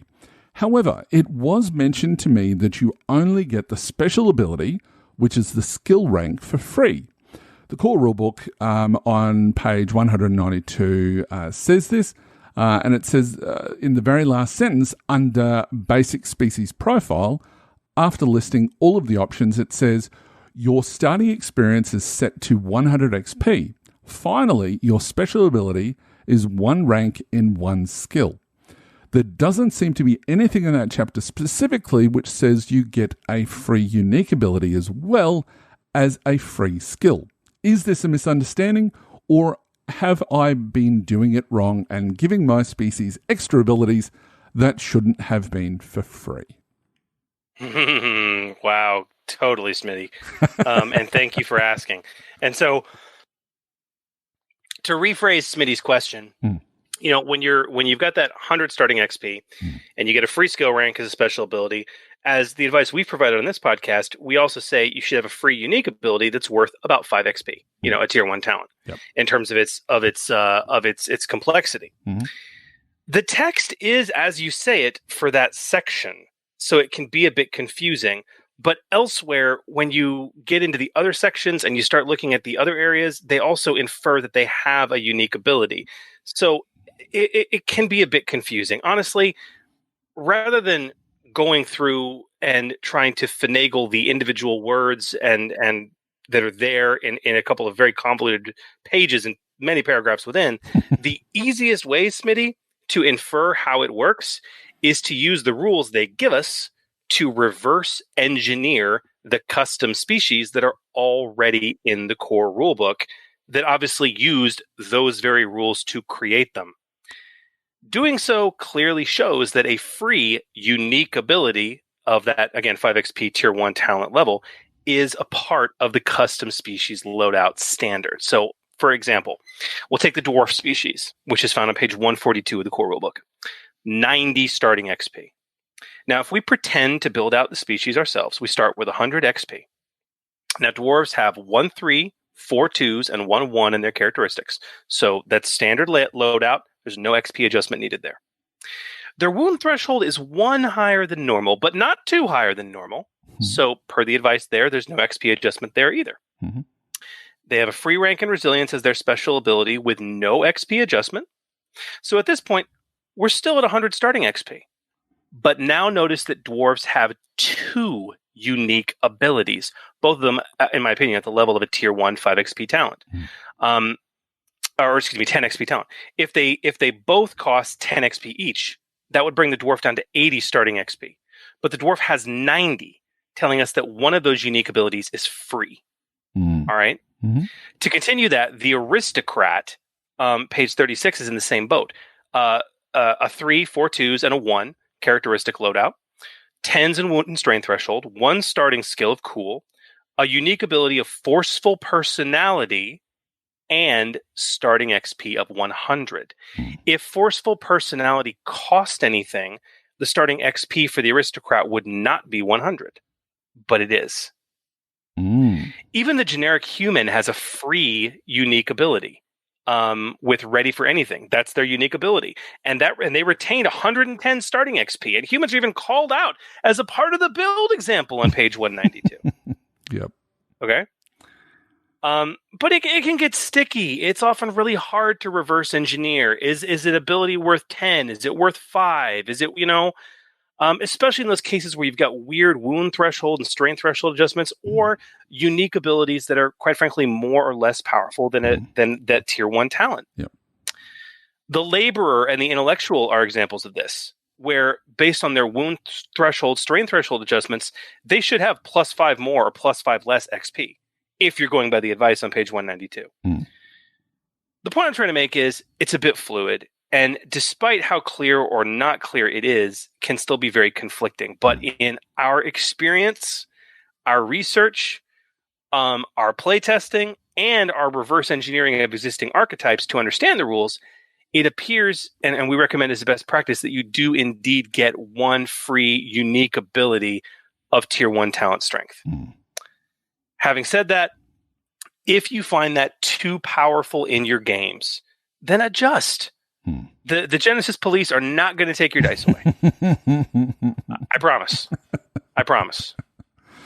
Very, very true. And the other thing to take into consideration, which kind of sort of defends the position in a different way, is that some of the things that we're seeing in print have been play tested. So that means that they could have been initially as per what they say in the rules, but because of play testing, some of those abilities have been higher or lower, and so they've adjusted them appropriately to try to create that balance as well.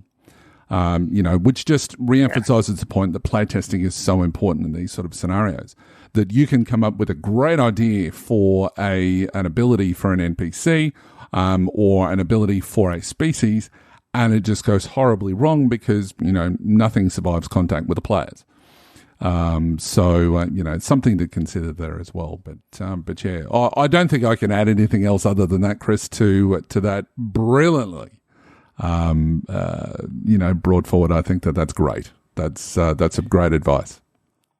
Yeah, well, I mean, but I wanted to stress, he's not wrong. It's like, It's so confusing, and you can infer it one way and then another way elsewhere in the rules. But when you reverse engineer, typically, but not always, that's where it gets even more confusing. It tends to tell us that you get a free unique ability of low grade. Yeah. And if you're really looking for something which is, really goes into that a little bit more when it comes to species design, archetypal species, which is a Pay What You Want on the Foundry by Christopher Ruthenbach, and it's absolutely fantastic. Yeah. It gives some good examples of two specific species, that one is an archetype and one is a species that he's designed for this, by way of example. Even he says himself that sometimes it can be a little bit airy-fairy because of just the nature of the design of some of these, unique abilities. And you don't want to be sort of like borrowing off this species ability and borrowing off another one. You want something different and unique for your Foundry product or for your setting at home. So, follow the rules as we've suggested them and then tweak them as they require. It's as simple as that. Yeah, and a lot of it's setting dependent too. Like Holy, for my Aegis setting, my cosmic superhero setting, all the archetypes that I created were more powerful than standard archetypes. Yeah. And mildly. They have basically an extra one or two abilities without a reduction in XP, because for the particular setting, I wanted the heroes to have that mild bump in power level. Yeah. So, that comes into play too. So, just, it's all general advice. Find what works for you. Yep. Well, Hooli? Yep. That was a long show. Yes, it was. As normal. This is what happens when I'm let loose on the show notes. But I do believe it does bring us to the end of our show. It does. But we'll be back with a new episode in short order, which we've been planning for a while. And it's by listener request. We'll be digging into specialization tree creation from the Expanded Player's Guide, and we'll be doing it with a very special guest. A very familiar special guest. Indeed. Because our next episode will feature the return of Sam Gregor Stewart, the lead developer on Genesys, to provide his, and the EPG, to provide his own insights into specialization tree creation. And I, for one, cannot wait. Yeah, it's going to be epic. I'm really looking forward to that. Having done enough playtesting in my time for FFG, knowing how these work, I'm wanting to, jump into his brain and just see how they're planned out from the start, and so that you guys can do it at home. So yeah, it's going to be epic. And while you wait for that episode, please continue to send us any other questions that you might have about Genesys, being a GM or player, or just anything gaming related, ask us. We will have answers. I'm sure we will. Even if we, have to take some time to deliberate and whatever else, we will find the answers that you need. And how can they do that, Chris? They can email us, forgegenesis@d20radio.com, or post it up on one of the many social media platforms, including Facebook, Twitter, YouTube, and Reddit, by searching at Forge Genesis.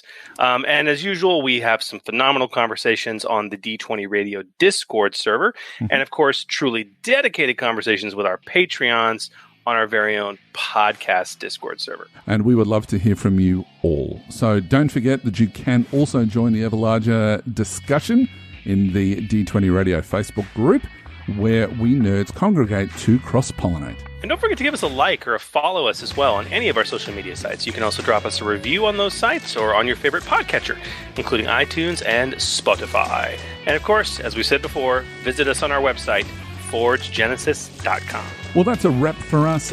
Thank you all for listening through this, again, epically long episode. Hopefully you've had a little bit of fun. I know that we've had fun doing it. And I hope you can join us next time as we continue to explore the Genesys Role Playing Game. I'm GM Hurley. May your triumphs be many and your despairs be few. And I'm GM Chris, wishing you peace, love, and good game. Thanks again for joining us, and remember, the Forge Podcast, helping you hone your gaming edge. The Forge, a Genesys podcast, is a proud member of the D20 Radio Network. For more information about the network, visit www.d20radio.com. The Forge is a fan-generated podcast. All the information provided on the podcast, social media, and related website is not affiliated with Fantasy Flight Games or any of their licensors. The content of this podcast remains the property of the Forge, a Genesys RPG podcast, and is intended for educational and informational purposes only. The Genesys Role Playing Game, Genesys logo, Genesys Foundry, content, and all material remain the property of Fantasy Flight Games. All products available on the Genesys Foundry website remain the property of their respective companies and individuals. For more information about the Forge, the Genesys RPG podcast, visit www.forgegenesis.com.